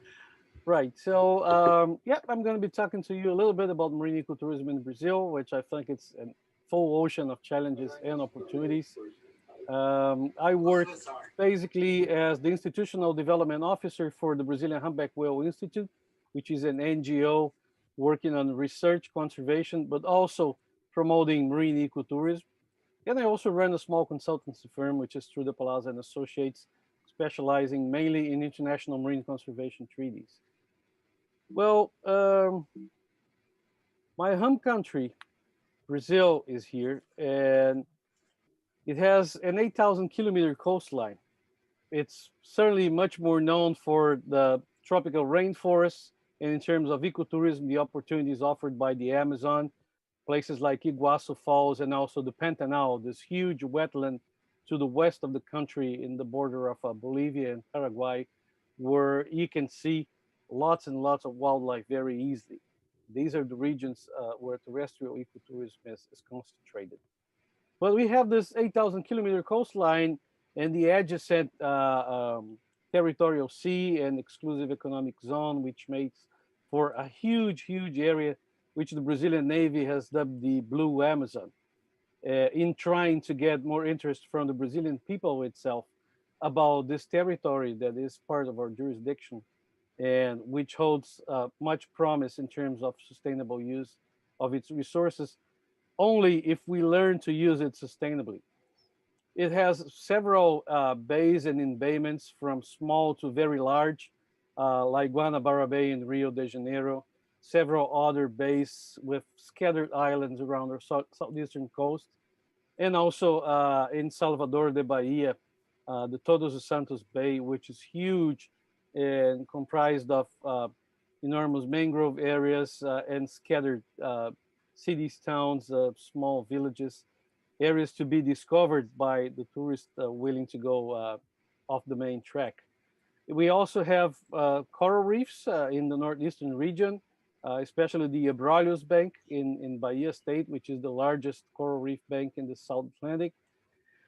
And as you can imagine, for a country that goes all the way from the North Atlantic equator to the subtropical areas in the border of Uruguay, it is very, very rich in marine biodiversity. We do suffer, however, from an absolute lack of statistics. Among other things, on marine ecotourism or nautical activities, we simply don't have appropriate government statistics or even industry groups trying to figure out exactly what's going on there. We know that thousands upon thousands of people do use the Brazilian waters for leisure activities, and we know it is a rising segment. Marine ecotourism is a rising segment because we're seeing uh, new companies popping up and more people making use of our coastline for more than the occasional dip on the beach. But we do have a lack of public policies to support and help promote and consolidate marine ecotourism as an important economic force in the country.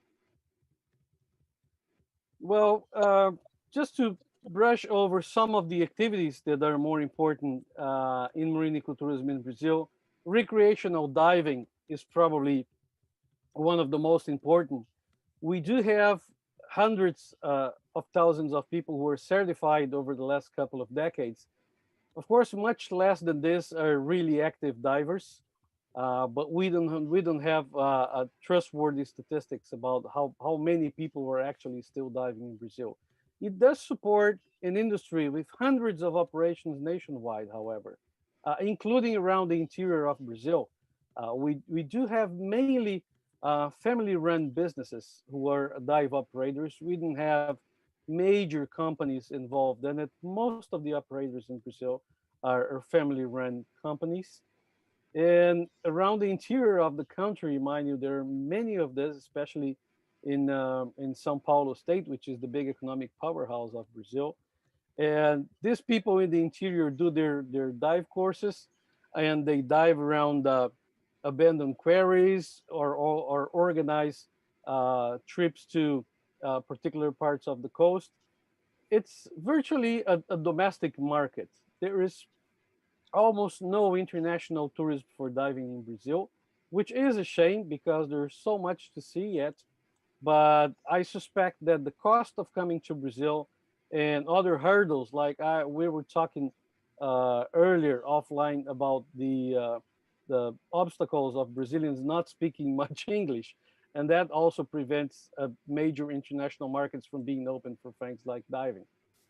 Also, the environmental degradation of our waters and overfishing are actively destroying many dive sites, including around Rio de Janeiro, places like Arraial do Cabo, north of Rio, which were major shark watching locations, unfortunately have been fished out.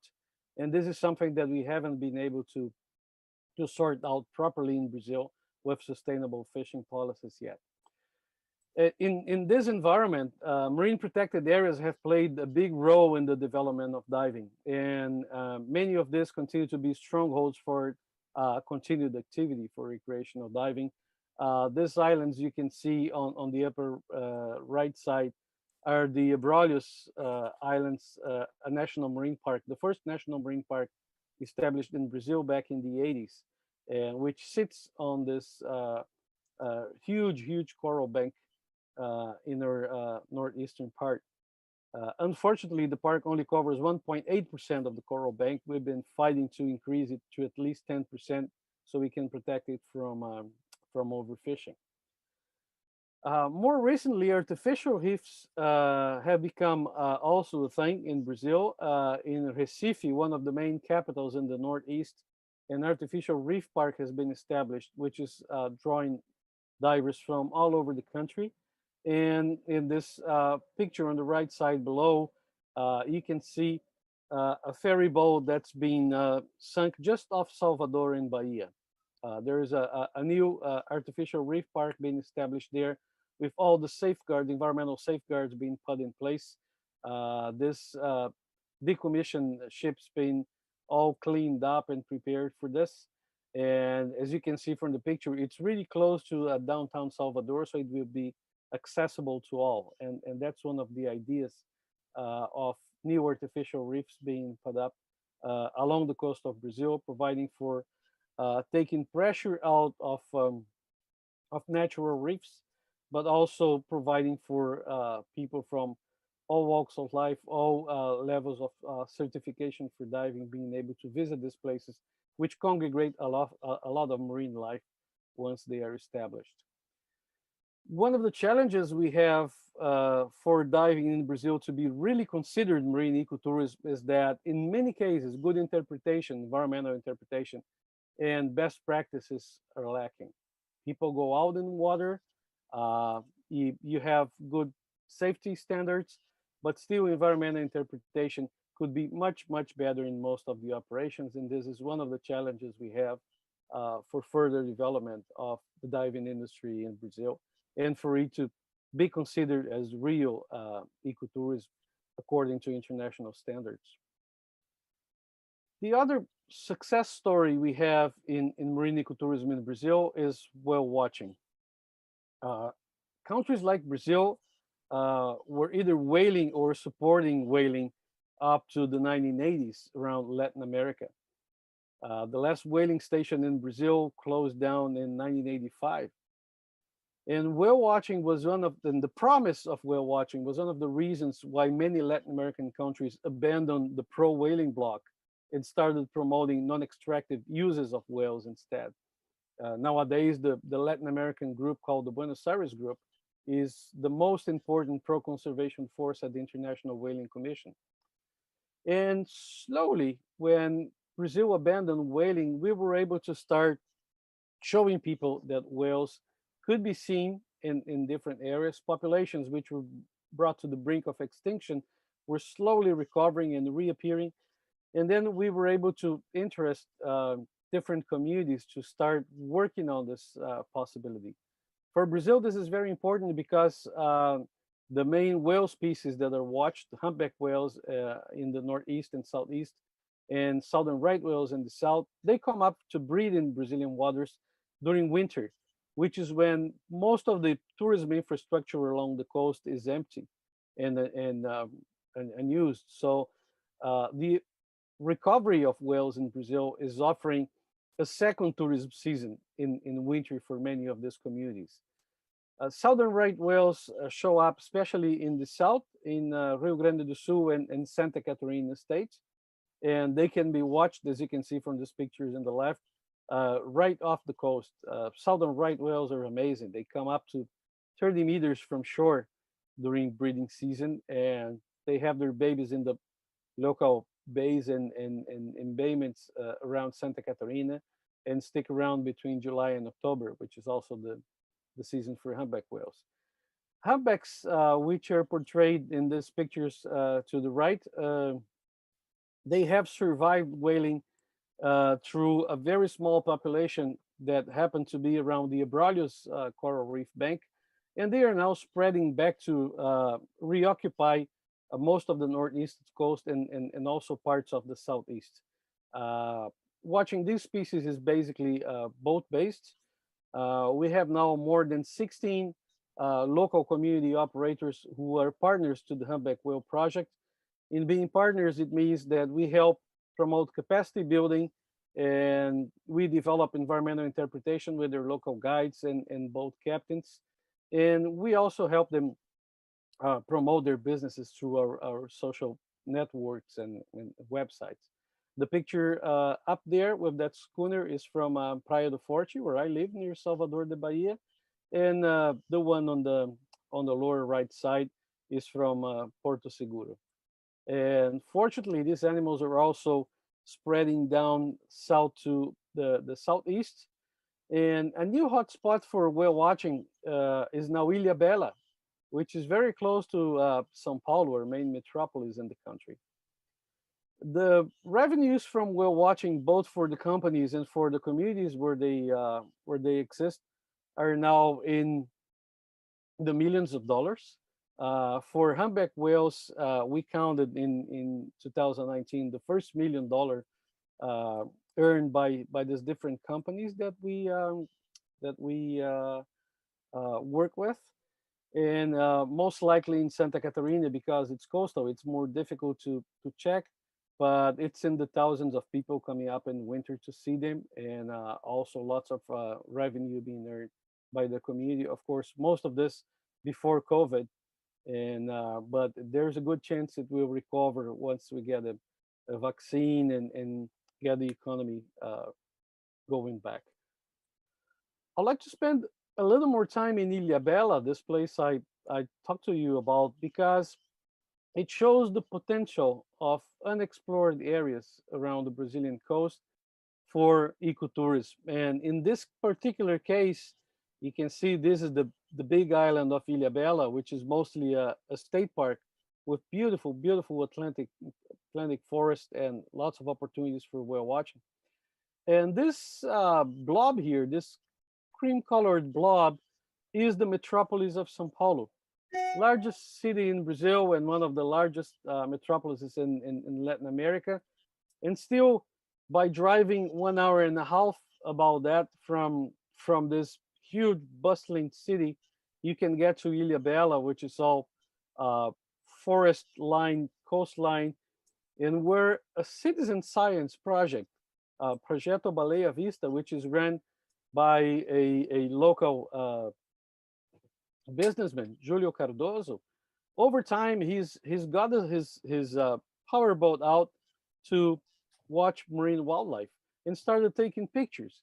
And by doing so, he discovered that it was a hotspot for several species of dolphins, for humpback whales, which were showing up there too, not only in Bahia, orcas, killer whales, for the most endangered marine dolphin in Latin America, Franciscana, which is here in the lower right corner, and also Brood's whales or tropical whales which are also showing up there with babies. Uh, Also manta rays, sunfish, all sorts of seabirds. So single-handedly, Julio Cardoso and his partner, biologist Arlene Francisco, doing citizen science, have discovered a marine biodiversity hotspot just outside Sao Paulo. This is really, really amazing and shows great promise for the development of marine ecotourism in an area which has all the infrastructure for doing that. It has the airports, hotels, and also small tourist companies which are now investing more in training their guides to make use of this fantastic opportunity just in the doorstep of this big metropolis.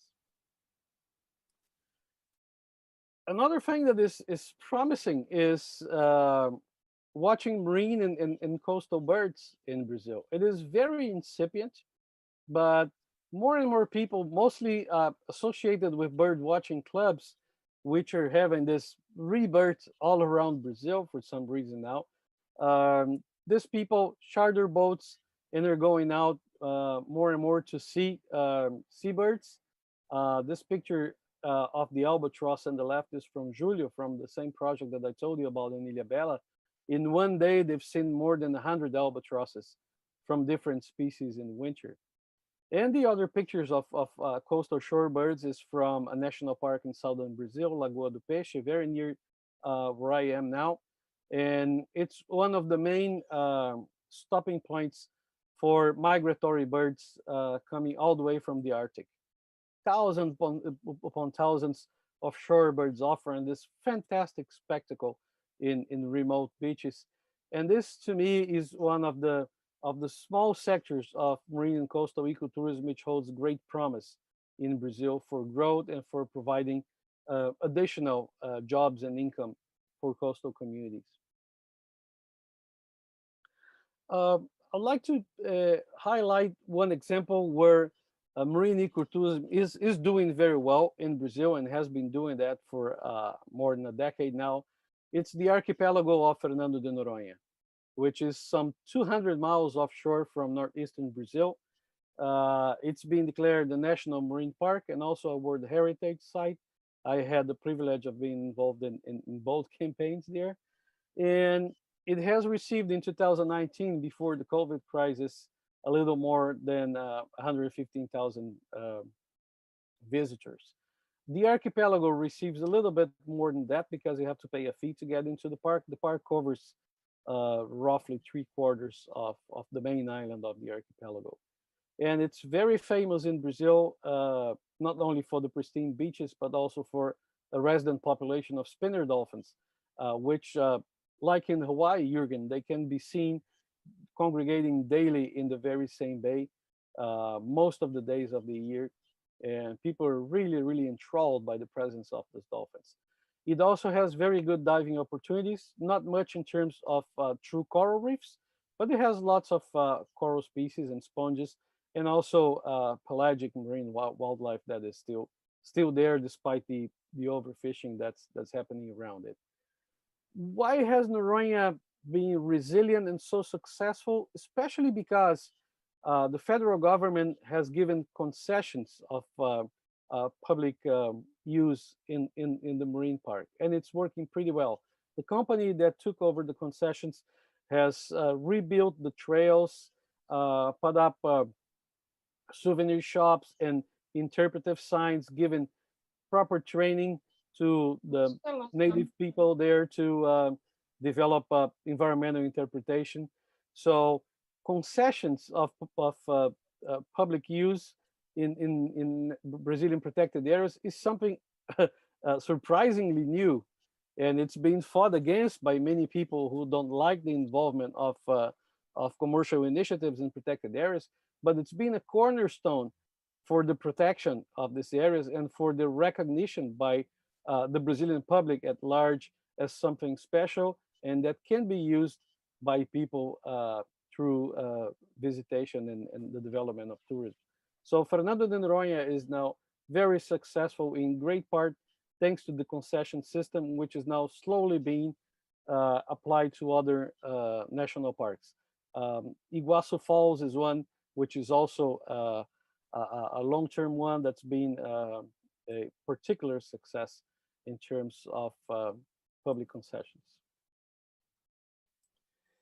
And we have all sorts of unexplored frontiers in the Brazilian marine jurisdiction for marine ecotourism. In particular, our oceanic archipelagos. During the last government in 2018, President Michel Temer was prodded by Dr. Sylvia Earle, her deepness and the greatest international character in marine conservation, to protect our far offshore oceanic archipelagos of Trindade and Martin Vaz, which is shown here in this picture with the catamaran. That's Trindade Island, more than 1,000 kilometers off our southeastern coast. In San Pedro and São Paulo, previously known as St. Peter and St. Paul Rocks, way off Fernando de Noronha in the northeast. These are areas which combine the opportunities for marine wildlife watching, birds, dolphins, sharks, diving, and could probably be the base for an international standard live aboard tourism in Brazil. And in the south here, again, near where I'm staying right now, we have the Albardão region in the extreme south of Brazil, near the border of Uruguay, where this beautiful lighthouse is. And this beach that you are seeing full of shell fragments is actually the largest paleontological area along the Brazilian coast. What happens is in this area, as in many other parts, the sea has gone up and down over the last few millennia. And it has formed, this is an area which is very remote. It's a 300-kilometer sandy beach with almost no one there. It's really, really beautiful scenery. And the sea bottom there, which is mainly sandy, in this area, this particular area in Albardão, has formed some consolidated sedimentary rocks. And in these rocks, you have not only fossil shells by the millions, like this that you were seeing by the beach, but also the bones of several fossil mammals. And when you have winter storms, parts of this break up and end up in the beach. So it's a very, very important paleontological site, which could do for a very nice museum and also for migratory bird observation and tracking. And it's an area which, together with friends in Uruguay who are working to protect their own marine biodiversity, we are now in the middle of a campaign with other NGOs in Brazil to turn it into a national park, with the idea of protecting its remoteness, but also putting it to use to generate jobs in a region that very much needs it. Well, as we all know, this has been a horrible year for tourism everywhere, and Brazil was no exception. And all this that I'm showing you that has been going on and which shows promise for growth in Brazil has basically been stopped in its tracks by the COVID crisis. And unfortunately, for many reasons, it's easy to blame it on the government, but for many reasons, including cultural ones, and the difficulty of making people understand the gravity of this, of the seriousness of this crisis, we have been very slow in responding to it. And unfortunately, now we're suffering the brunt of the second wave of COVID in Brazil as we struggle to get the vaccines approved and starting to use it to make the economy recover.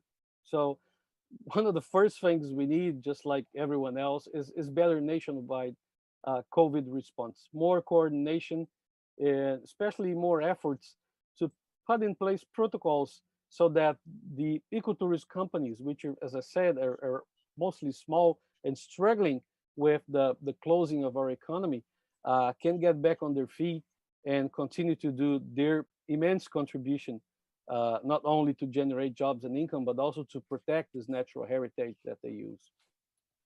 We do need more marine protected areas, not only to establish more such areas, but also open several of the ones that already exist to ecotourism and to public use concessions. We do have many wonderful coastal MPAs, which are strictly off limits to everyone but researchers with permits. And to my mind, at least, and to what I learned in Brazil in this 40 plus years of working on conservation, these areas could easily be turned into national parks uh, and not strict biological reserves, and contribute not only to job generation, but also help protect them better, because many of these places lack the basic resources to fight poaching, illegal fishing, and intrusion by non-tourists who are getting there to use its resources illegally. We do need further promotion of these opportunities and capacity building.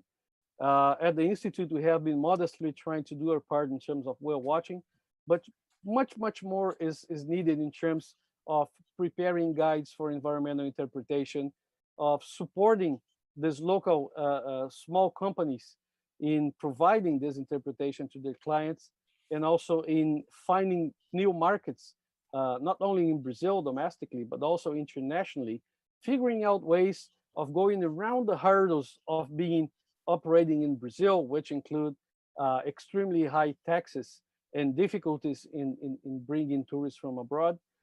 In, in the whole, trying to consolidate marine biodiversity as a key tourism asset for the country.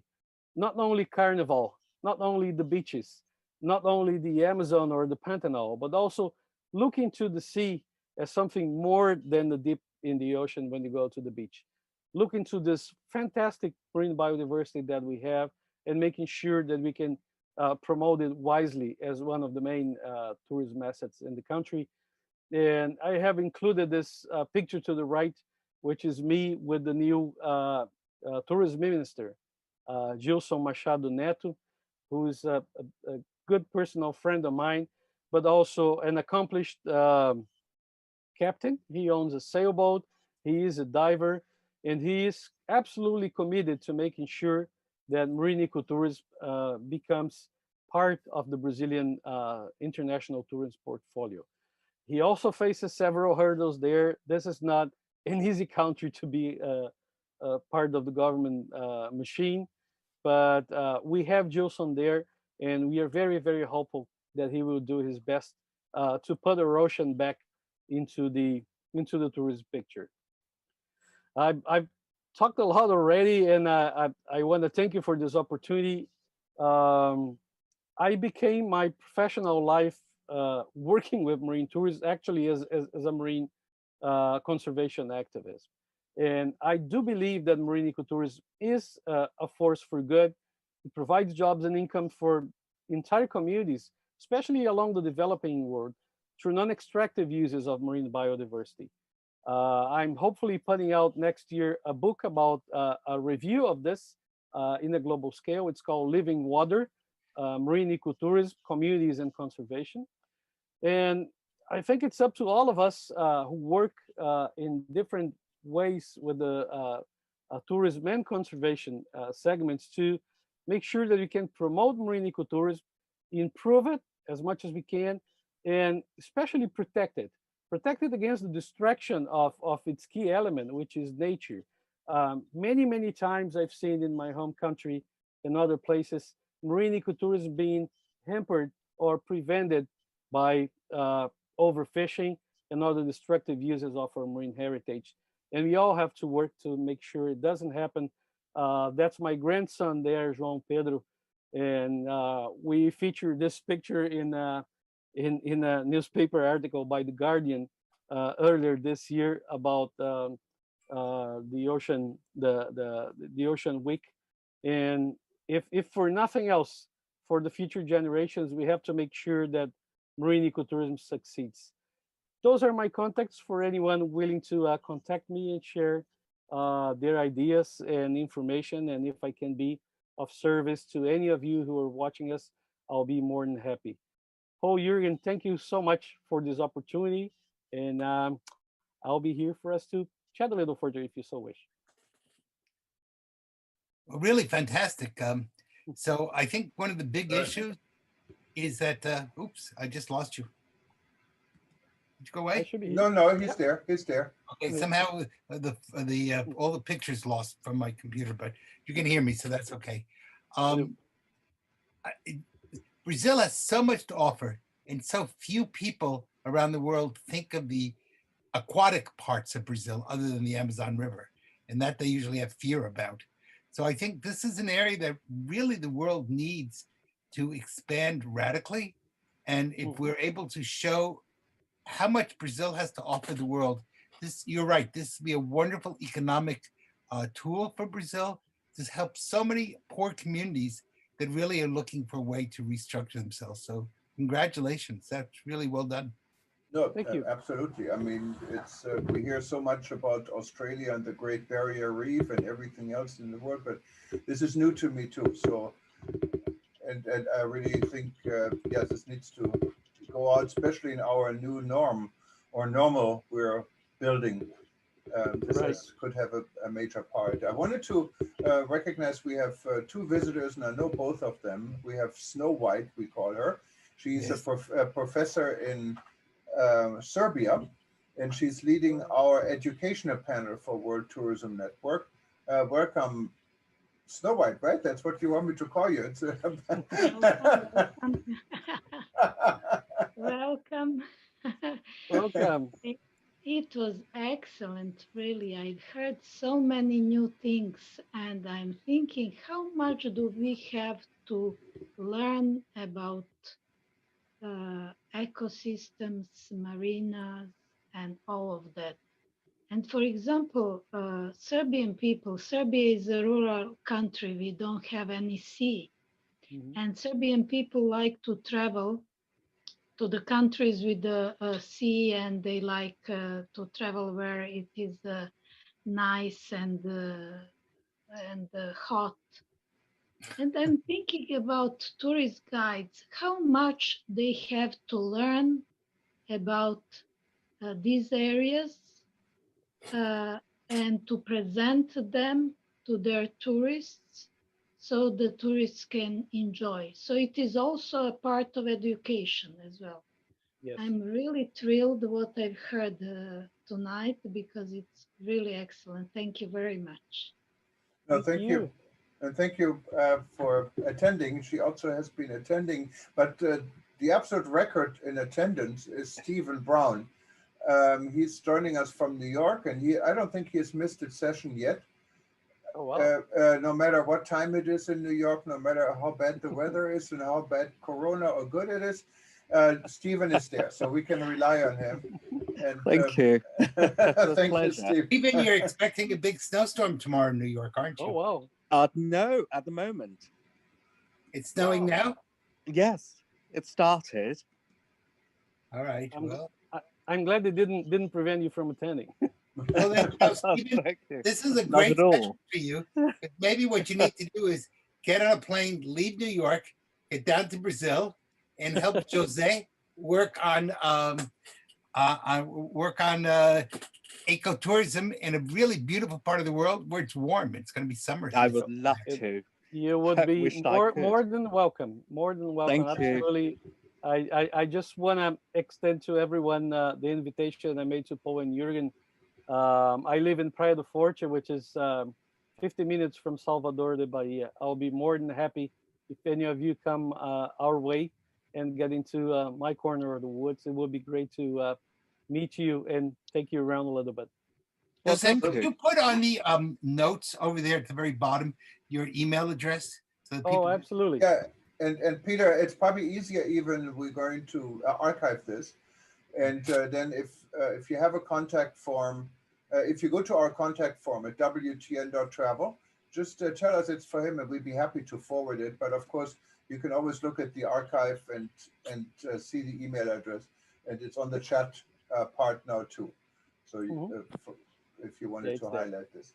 And of course, we also would love to invite you to become active or help others to become active in WTN.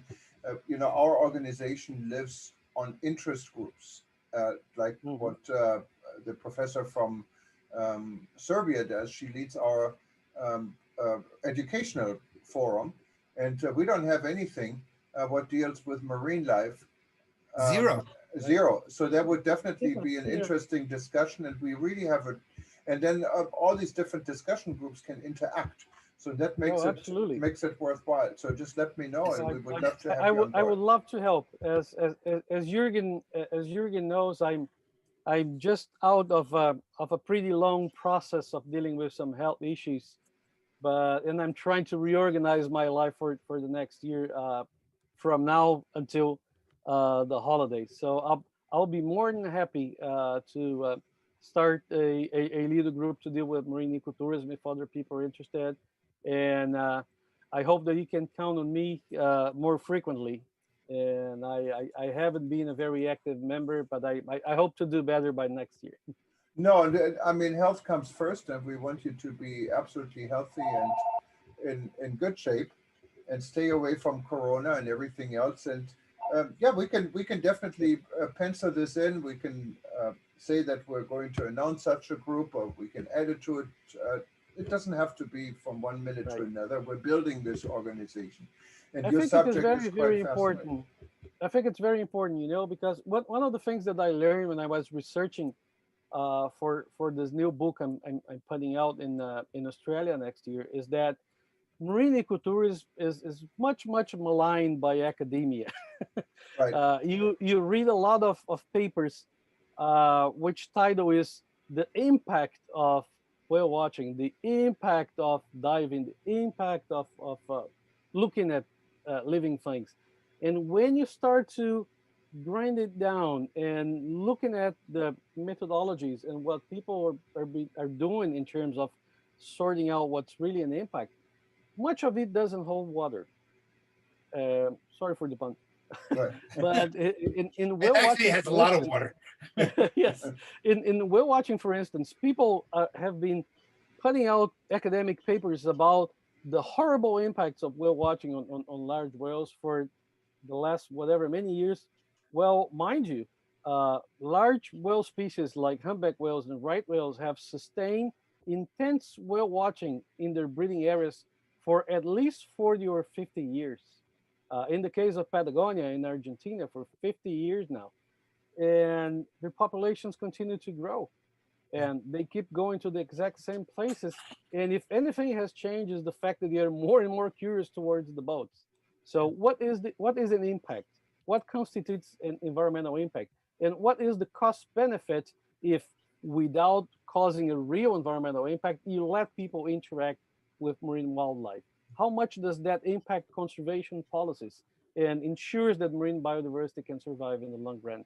Those are the things that I explore in the book a little bit, and I think it will be a fascinating topic for us to discuss in Absolutely. focal group. And we don't really know if it's whale watching or if the whales are watching us. It's people watching. Oh yes, you do. Yeah, they do come out and look at us. Yeah, so they may be just as fascinated by people as we are by whales. Most likely, yeah, they're definitely inquisitive. But I think the other side of that, which you pointed a really important point, is that very often we degrade the value of 80% of the earth, which is the oceans, or 70% of the earth. And my university is the Center for Underwater Archaeology. Right. And again, and this is really the home of underwater archaeology. And yet archaeologists tend to ignore archaeology unless it's on land, unless it's terrestrial. And so it's very much the same issue. We tend to think of ecology as only being on the land. We don't think of it as in the ocean. We often exploit the ocean for ways, including Brazil. I worked on the 2014 and 2016 Olympics in Rio. And one of the big problems was the pollution that was in the ocean. Yep. We couldn't put many of our athletes into aquatic sports because of the fact that bizarre. You have fridges floating around. Yeah, and we had some dead bodies floating around.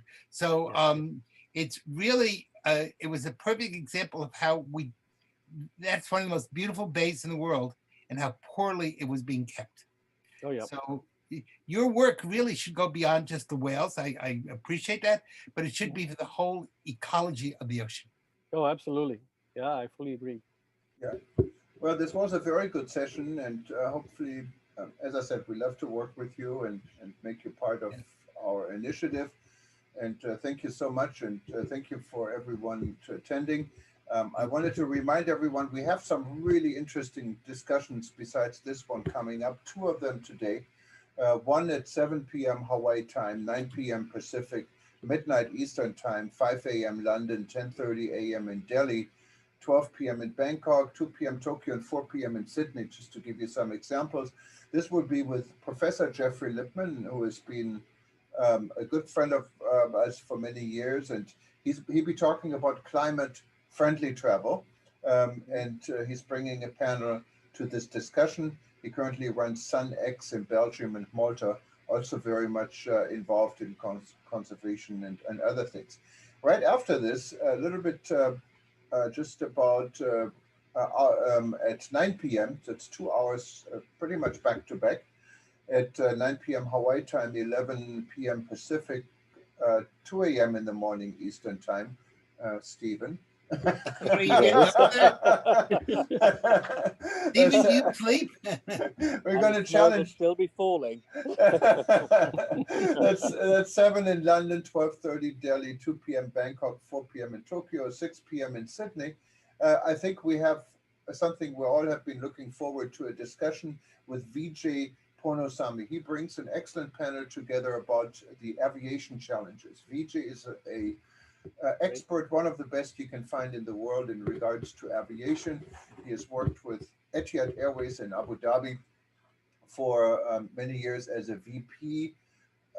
He is originally from Mauritius and lives in Singapore, works for a consulting firm that deals with aviation. And I heard the rumors that he wants to run for ICAO president, and I think he has a good chance. So he'll be bringing a really interesting panel together. So you shouldn't miss this. And then we go on tomorrow with international recovery through local regeneration with Benjamin Carey. After this, we have a discussion tomorrow about boomer woman travel. And we're closing the day tomorrow night, Hawaii time. That's already the next day in the rest of the world, about inclusive sustainability, education, emotional well-being. Also with the discussion with Greenheart Consulting in the UK. And there will be more events coming up for the following days, including about Jordan, Bermuda, Iran, Nigeria.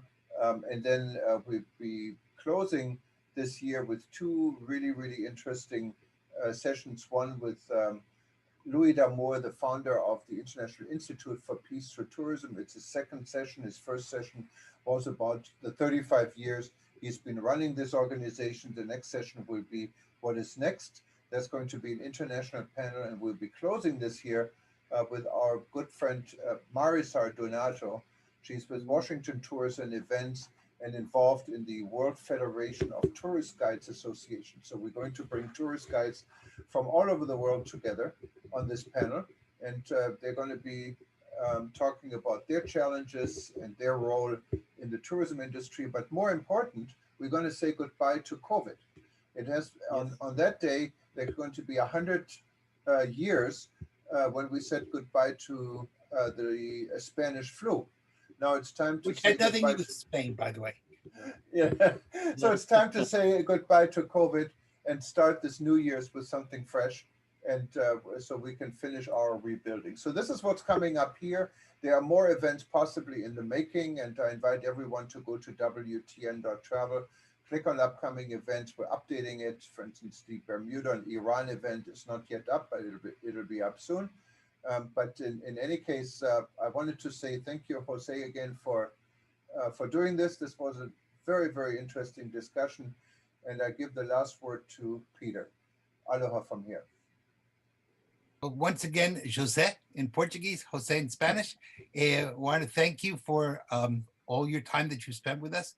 You really have a mission to do, which is more than just, I appreciate what you're doing for your own country, but you're doing it for the whole world. And this is an area which is so underrated within the world, so people don't pay attention to it. And so this is a part of that hope that I think Jürgen spoke about. As we bring 2020 to a conclusion, I think all of us are more than willing to say goodbye to 2020.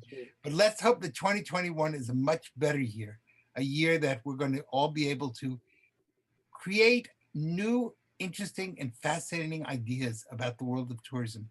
And if we can do that and use some of the innovative ideas that you're speaking about, then that's going to assure that 2021 is a hell of a lot better than 2020, and that we can turn this decade from one of negativity to one of positivity. So thank you, muito obrigado, for everything. Obrigado. Let's work for it together. Thank you very much, guys. Thank you. Bye-bye. Take care. Bye-bye. Thank you.